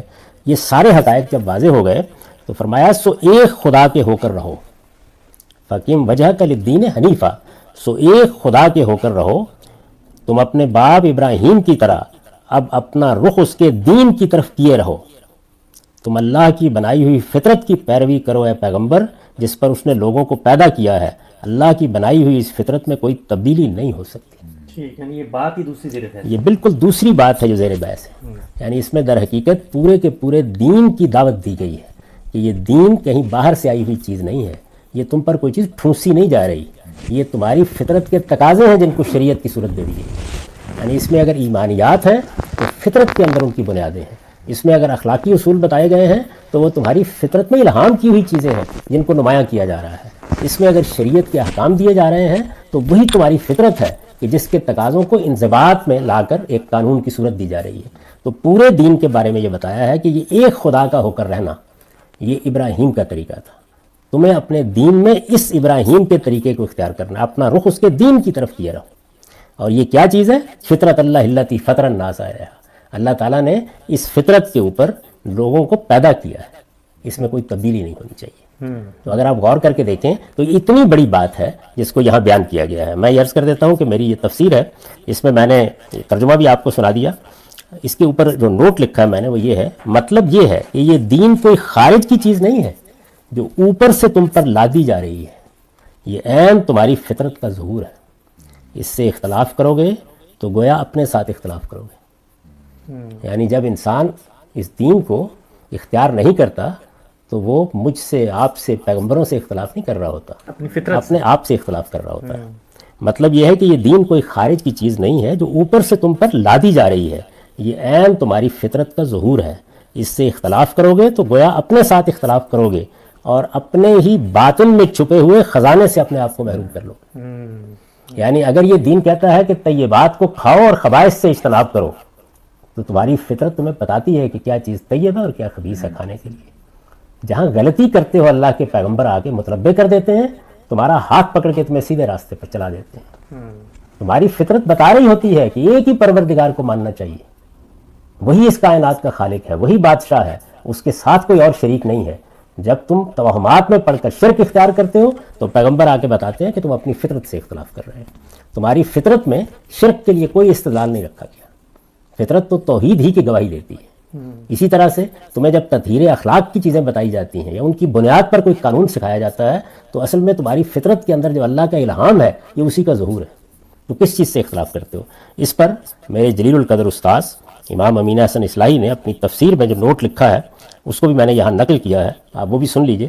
اس سے واضح ہوا کہ جو فلسفی یہ کہتے ہیں کہ انسان اپنی فطرت کے اعتبار سے ایک صفحہ سادہ اور تمام تر اپنے ماحول کی پیداوار اور عرف و عادت کی مخلوق ہے، یعنی جو فلسفی یہ کہتے ہیں کہ انسان تو بس ایک یوں سمجھ لیجئے کہ سادہ لوح کے طریقے پر پیدا ہوتا ہے، ایسے ہی اس کو پیدا کیا، یعنی مادے کے تعامل نے ایسے ہی اس کو وجود بخشا ہے، وہ ایک ٹیبولا راسا ہے، یعنی ایک سادہ لوح ہے، اور تمام تر اپنے ماحول کی پیداوار اور عرف و عادت کی مخلوق ہے۔ ان کا خیال بالکل غلط ہے۔ انسان کو اللہ تعالیٰ نے بہترین ساخت اور بہترین فطرت پر پیدا کیا ہے، اس کو خیر و شر اور حق و باطل کی معرفت عطا فرمائی ہے، یعنی یہ لے کے آیا ہے انسان، اور نیکی کو اختیار کرنے اور بدی سے بچنے کا جذبہ بھی اس کے اندر ودیت فرمایا ہے، لیکن اس کی یہ فطرت حیوانات کی جبلت کی طرح نہیں ہے کہ وہ اس سے انحراف نہ اختیار کر سکے، یعنی ایسا نہیں ہے کہ وہ ایک روبوٹ کی طرف پابند ہے، نہیں، اس کو ارادہ اختیار بھی دیا گیا ہے۔ تو جس طرح وہ اپنے ارادے اختیار کو باہر کی چیزوں سے متعلق استعمال کرتا ہے،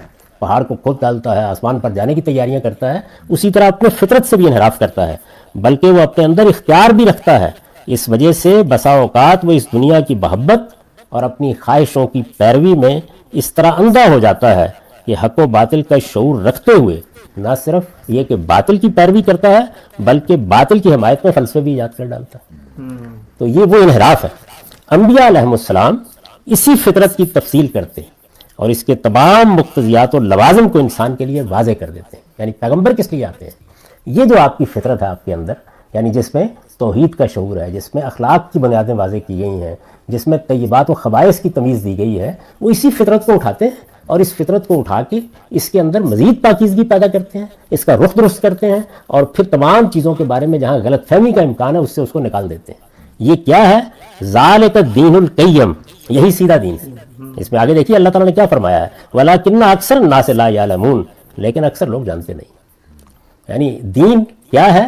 سیدھا دین یہ ہے، اپنے انحرافات، اپنے تعصبات، اپنے توہمات، اپنے مذمومات آپ پیدا کر لیں اور اس سے نئے نئے عقائد اور نئے نئے احکام بنا لیں، تو یہ اللہ کے دین سے انحراف ہے۔ تو یہ چیز ہے، قرآن نے ذکر اور ذکرہ کا لفظ اسی پہلو سے اپنے لیے استعمال کیا ہے۔ یعنی قرآن مجید اس لیے کہتا ہے میں ذکر ہوں، میں ذکرہ ہوں، میں اس فطرت کی یاد دہانی کے لیے آیا ہوں، میں کوئی نئی چیز لے کے نہیں آیا۔ مدعا یہ ہے کہ وہ در حقیقت انہی حقائق کی یاد دہانی کرتا ہے جو انسان کے اندر موجود ہیں لیکن وہ انہیں فراموش کر بیٹھتا ہے۔ تو یہ بات ہے جو یہاں کہی گئی ہے۔ جب شیطان نے یہ چیلنج دیا کہ میں انسان کی فطرت کو تبدیل کر دوں گا، تو اس کا مطلب یہ ہے کہ میں اسے ان انحرافات کی طرف لے جاؤں گا جو توحید کی بجائے شرک کو اس کا دین بنا دیں گے، جو اخلاقی چیزوں کے اہتمام کی بجائے فواحش کی اشاعت کی طرف اس کو رغبت دلائیں گے، اسی طرح سے لوگوں کی حق تلفی سکھائیں گے، اسی طرح سے لوگوں کے خلاف زیادتی، جان مال آبرو کے خلاف زیادتی کے داعیات پیدا کریں گے۔ تو یہ پورا دین ہے جس کے بارے میں یہ بات کہی گئی ہے۔ اس میں ضمنی طور پر اگر کوئی آدمی یہ کہے کہ انسان کو اپنے اس وجود پر بھی غور کرنا چاہیے جو اللہ تعالیٰ نے ایک قالب کی شکل میں اس کو دیا ہے، تو ظاہر ہے کہ اس کو بھی اللہ تعالیٰ نے بہت اختصاص سے بنایا ہے۔ مجھے مرد بنایا ہے، کسی کو عورت بنایا ہے، ہمارا ایک نظم اجتماعی قائم کیا ہے، ہمارے اندر ایک ریاست کو قائم کرنے کے داعیات دیے ہیں، تو ان کو بھی انسان کو پہچاننا چاہیے اور ان سے انحراف نہیں کرنا چاہیے۔ تو اس کا اطلاق جن لوگوں نے داڑھی کے اوپر کیا ہے، یہ حقیقت ہے کہ انہوں نے اس آیت کی تصغیر کی ہے۔ اچھا، لیکن ہم سب اگر یہ دیکھیں آپ نے جو اس آیت کو پورا پڑھا، بالکل واضح ہو گیا کہ یہاں پر اصل میں انسان کی وہ اصل ساخت زیر بحث ہے جس پہ اللہ نے اس کو پیدا کیا، اور دین کی دعوت کو اس سے ریلیٹ کر دیا کہ یہ دونوں ایک ہی چیزیں ہیں۔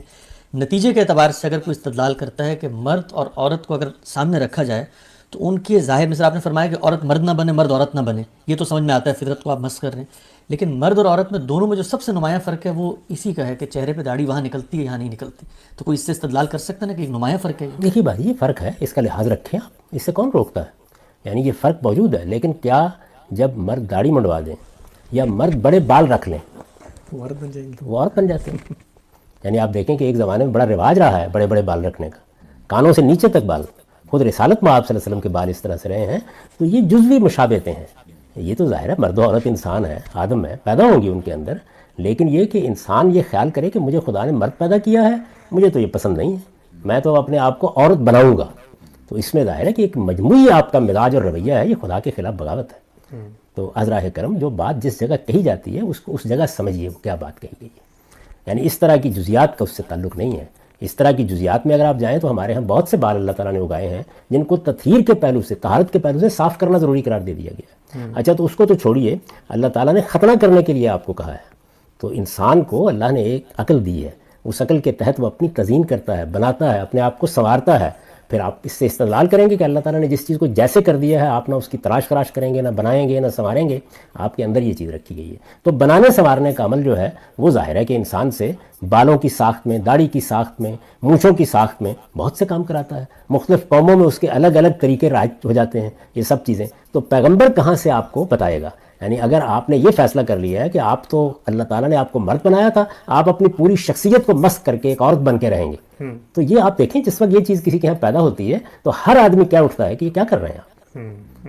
یہ وہ چیز ہے. لیکن اگر آپ نے ضمناً اس کو لانا ہے تو وہ یہ پوری بات ہوگی، نہ کہ کوئی جزوی نوعیت کی اس طرح کی چیز کہ بھائی پاجامہ مرد پہنتے ہیں، خواتین نے پہن لیا تو یہ تو گویا مشابہت ہوگی، مرد بننے کی مشابہت ہوگی. یہ وہ چیزیں نہیں ہیں. یعنی بحثیت مجموعی رہن سہن میں، آداب میں، بولنے میں، اٹھنے میں، بیٹھنے میں جو شخصیت اللہ تعالیٰ نے آپ کو دی ہے اسی کا ظہور ہونا چاہیے. ٹھیک. تو یہ بات اگر آپ کہیں تو یہ بات معقول بات ہے. لیکن یہ کہ اس چیزوں پر اگر آپ لائیں گے تو بڑے سوالات پیدا ہو جائیں گے اس کے نتیجے. پھر تو یہ ہے کہ آپ حل کس اصول پہ کراتے ہیں؟ اللہ تعالیٰ کی بنائی ہوئی فطرت میں بال بنائے گئے ہیں. پھر اللہ تعالیٰ خود اپنی اس فطرت کے ساتھ جو معاملات کرتے ہیں، یعنی اچھا خاصا آدمی ہوتا ہے اور بالکل گنجا ہو کے رہ جاتا ہے. اچھا مزید آگے بڑھیے، اگر یہ فطرت کا اسی طرح کا امتیاز ہے تو کروڑوں کی تعداد میں اللہ نے ایسی قومیں پیدا کر دیں کہ جن کی داڑھی ہوتی ہی نہیں. چینیوں کو دیکھیے. تو اس کا مطلب یہ ہے کہ آپ کو غور کرنا چاہیے کہ آپ کس چیز کو فطرت قرار دے رہے ہیں.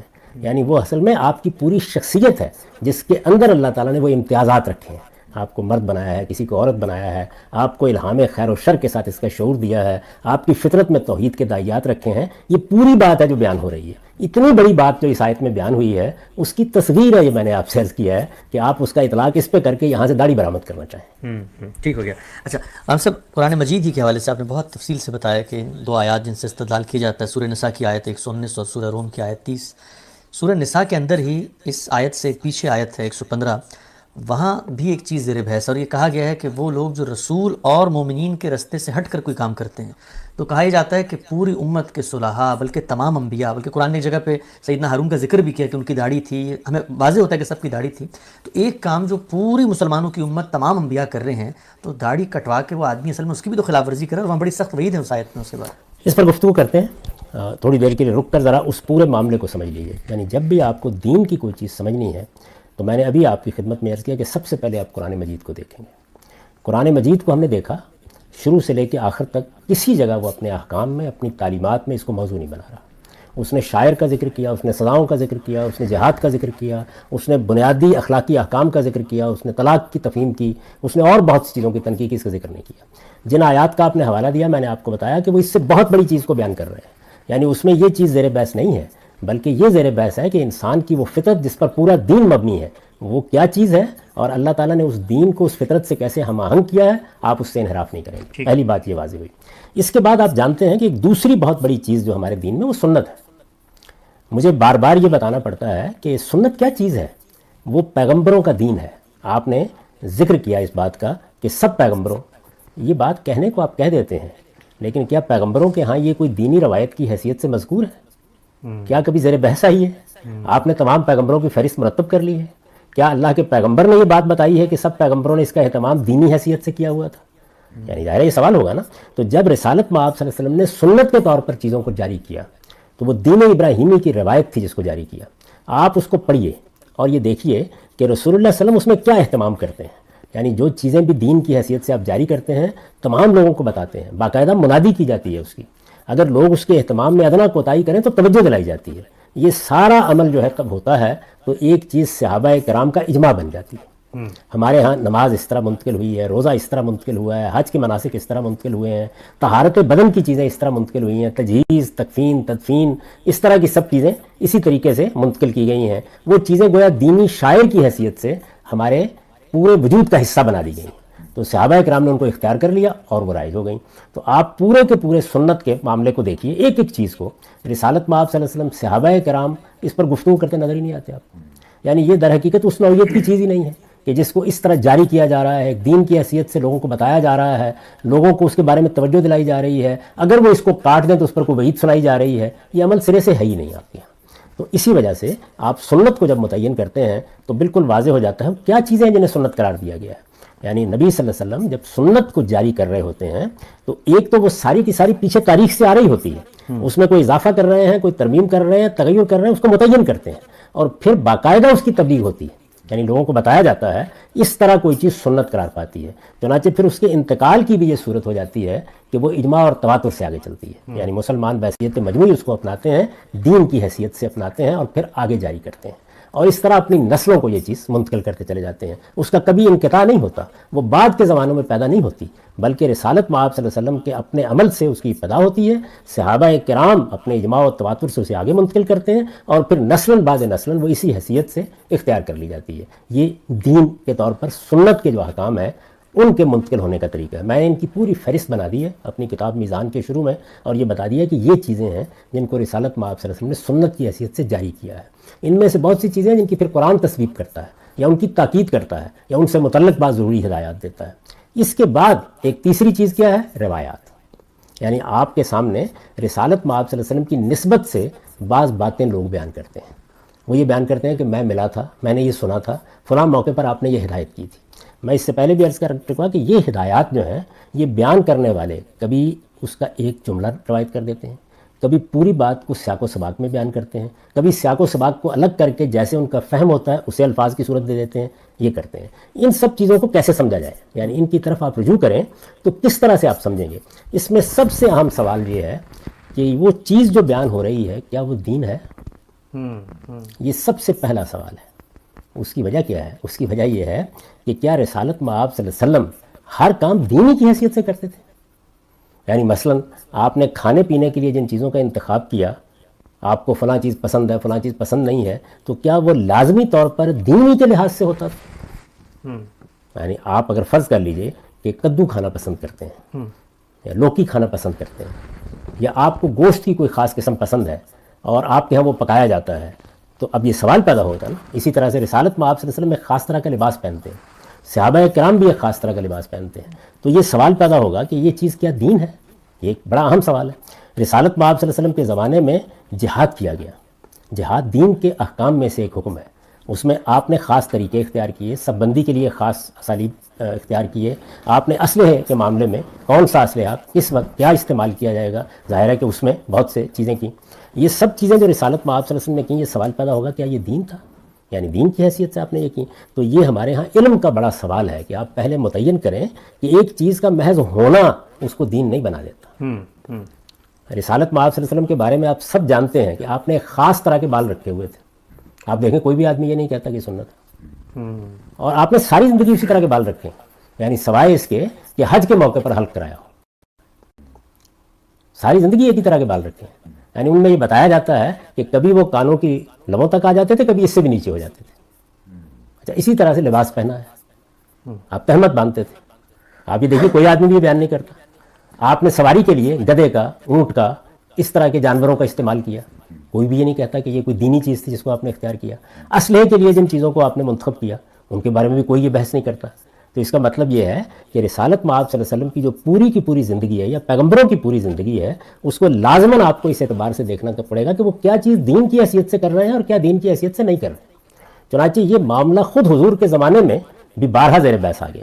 یعنی ایسا ہوا کہ آپ نے کوئی بات کہی اور لوگوں نے یہ خیال کیا کہ یہ کوئی پیغمبرانہ حیثیت سے کہی گئی بات ہے, یہ کوئی دین کا حکم ہے جو آپ نے بیان کر دیا. تو وہ بڑا مشہور واقعہ ہے جو حدیث کی کتابوں میں بیان ہوا ہے کہ رسالت میں آپ صلی اللہ علیہ وسلم نے کسی موقع پر یہ تبصرہ کر دیا, یہ تو اپنے کھجور کے درختوں میں تعبیر کرتے ہو, پیمن لگاتے ہو, یہ کیوں لگاتے ہو؟ اس لیے کہ آپ تو مکے کے رہنے والے تھے، وہاں زیادہ تر کھیتی باڑی نہیں تھی، مدینے میں لوگوں کے باغات تھے، اور وہ باغات کیسے اگائے جاتے ہیں، درختوں کو پیوند کیسے لگایا جاتا ہے اس سے واقف بھی تھے، تو یہ تبصرہ کر دیا۔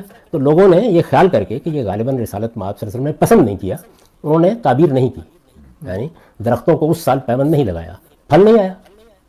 تو جب آپ کی خدمت میں یہ بات عرض کی گئی اور یہ کہا گیا کہ ہم نے تو یہ کیا تھا اور آپ کی بات کو جو سمجھا تھا، تو بہت تنبیہ کے انداز میں آپ نے فرمایا کہ یہ چیزیں وہ ہیں جن کا تعلق تم سے ہے، یہ دنیا کے علوم ہیں، میں تمہیں یہ بتانے سکھانے نہیں آیا، میں تمہیں دین بتانے کے لیے آیا ہوں۔ جب میں دین کی کوئی بات کروں تو اس کی پیروی تم پر لازم ہے۔ اس طرح کی چیزوں کے بارے میں آپ دیکھیے کیا جملہ کہا ہے، انتم عالم بامور دنیا کو، تم اپنے دنیوی امور کو مجھ سے بہتر جانتے ہو۔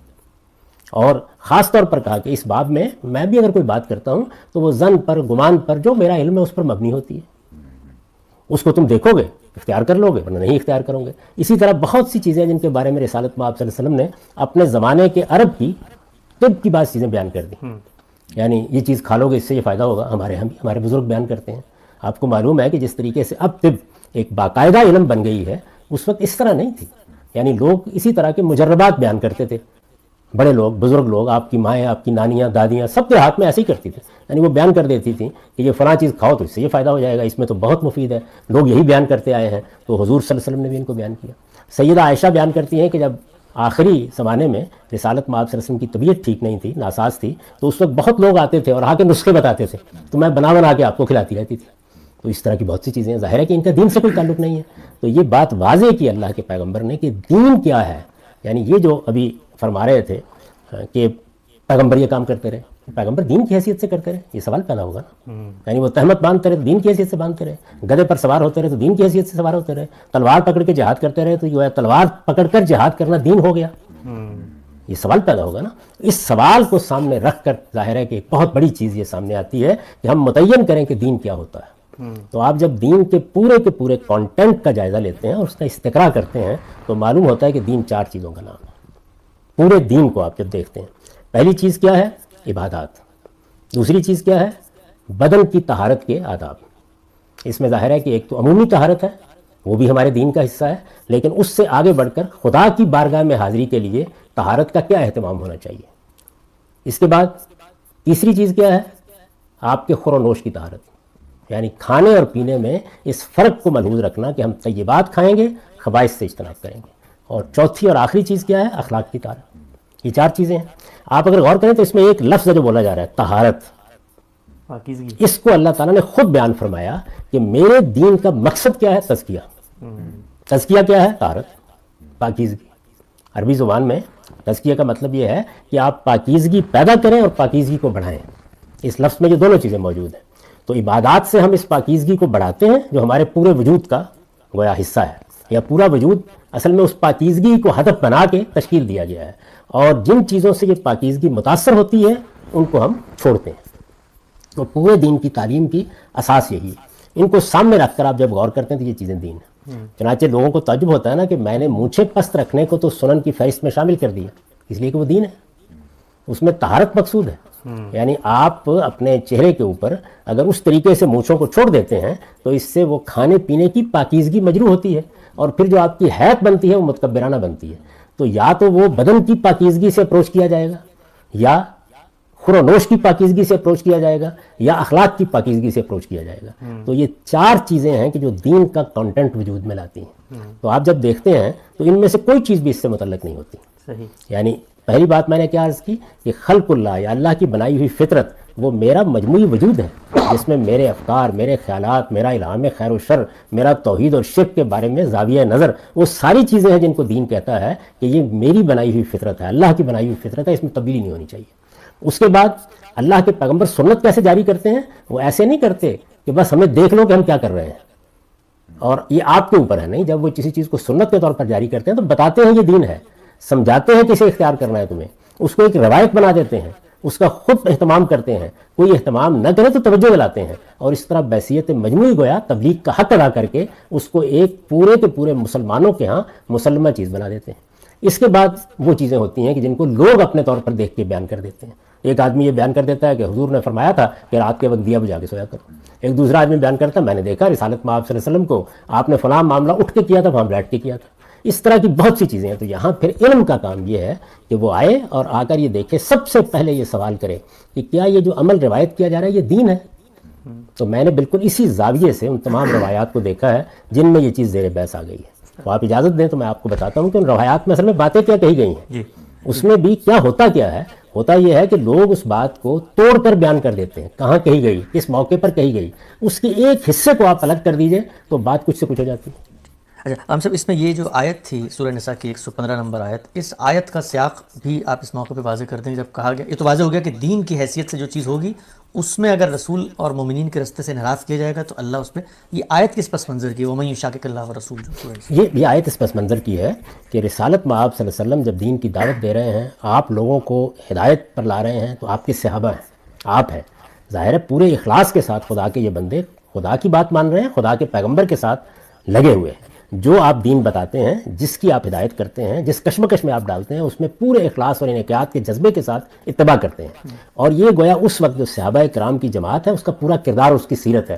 تو وہاں یہ بتایا گیا ہے کہ ان کے مقابلے میں ایک منافقین کا گروہ ہے جو اصل میں پیغمبر کی مخالفت اور مسلمانوں کی مخالفت کو اپنا مشن قرار دے کر یہ سب سرگرمیاں کر رہا ہے. تو ان سے یہ کہا گیا ہے کہ اس موقع پر جو پیغمبر کے مخالف کھڑے ہوں گے اور جو ان اہل ایمان کے طریقے سے انحراف کریں گے وہ پھر اپنا ٹھکانہ جہنم میں بنائیں. یہ سیاق ہے اس کا. میں نے اس آیت کے اوپر تفصیلی گفتگو کی ہے اپنی کتاب مقامات میں, اور وہاں پر اجماع کے زیر عنوان یہ بتایا ہے کہ آیت بالکل ہی مختلف بات کو بیان کر رہی ہے. وہ یہ نہیں بیان کر رہی کہ مسلمان اگر کوئی رائے قائم کر لیں یا کسی نقطہ نظر کو اختیار کر لیں تو اس سے انحراف, یہ کوئی دین سے انحراف ہو جاتا ہے. اس میں غلطی بھی ہو سکتی ہے, اس میں صحت بھی ہو سکتی ہے, اس کا جائزہ لیا جائے گا.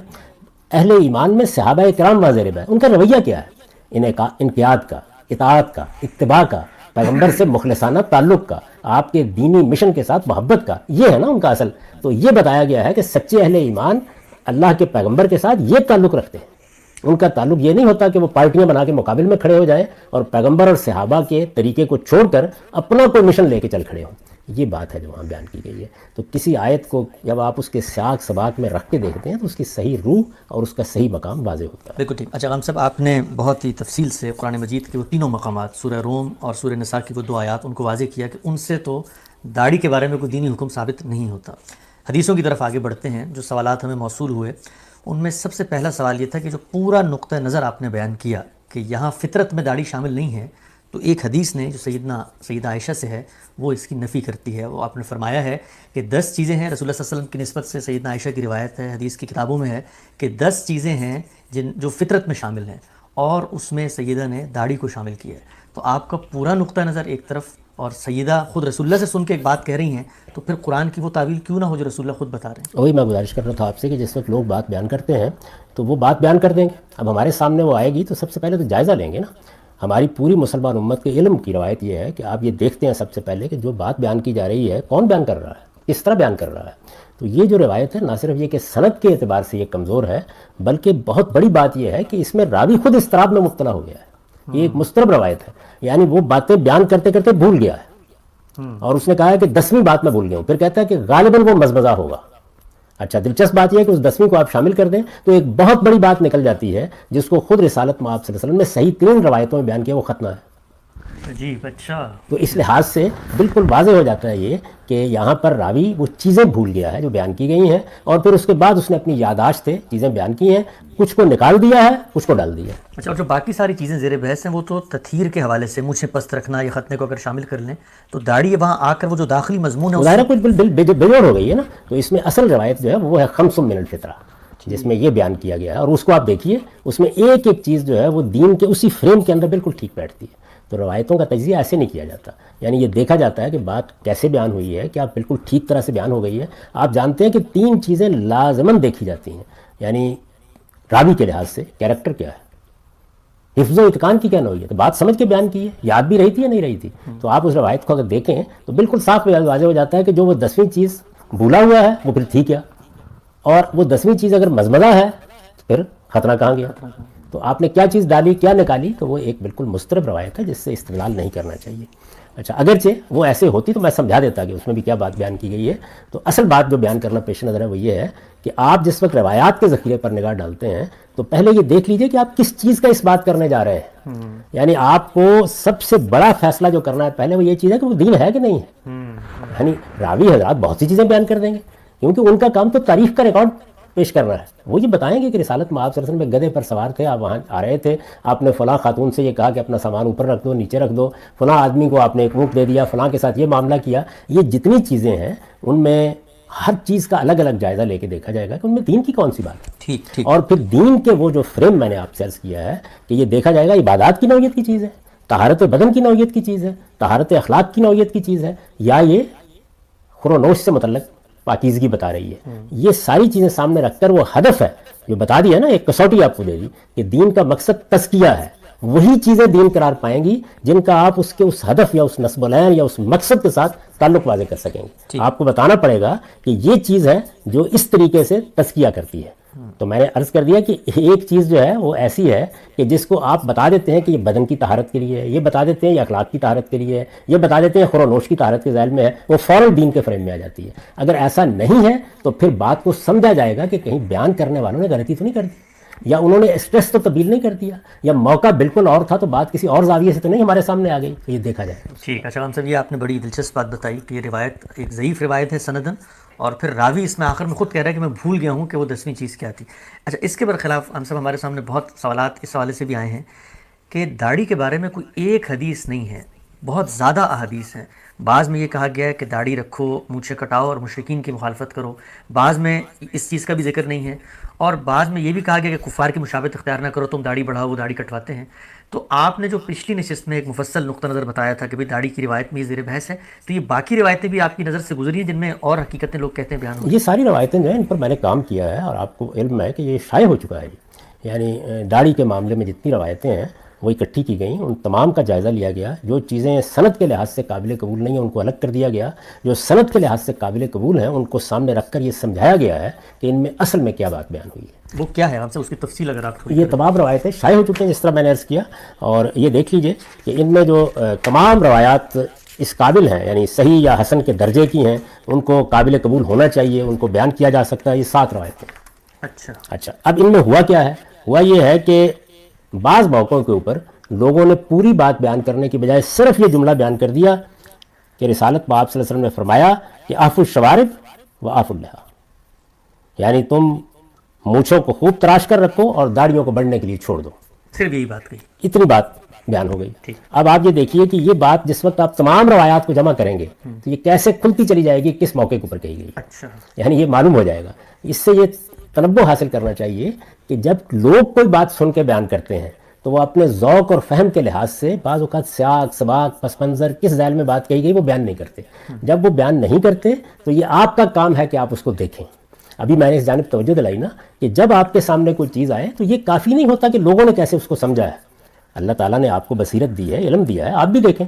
اب آپ اندازہ کریں کہ 1200 سال تک ہماری مسلمان امت کے علماء یہ بیان کرتے رہے ہیں کہ اللہ کے رسول نے یہ فرمایا تھا کہ آپ کو جب کبھی اپنا حکمران مقرر کرنا ہو تو قریشی ڈھونڈ کے لائیں گے.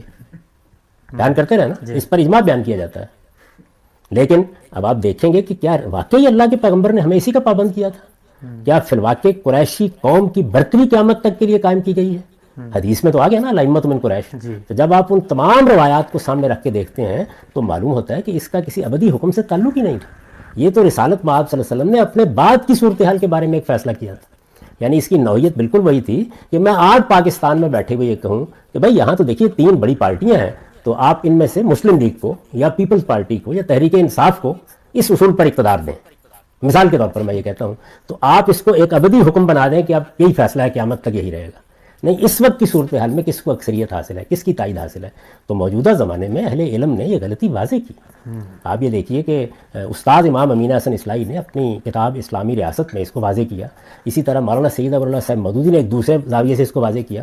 مولانا ابوالکلام آزاد نے ایک تیسرے زاویے سے اس کو واضح کیا. تو یہ بتانے کی کوشش کی گئی کہ یہ جو بات کہی گئی تھی یہ بات کوئی ابدی حکم نہیں تھا.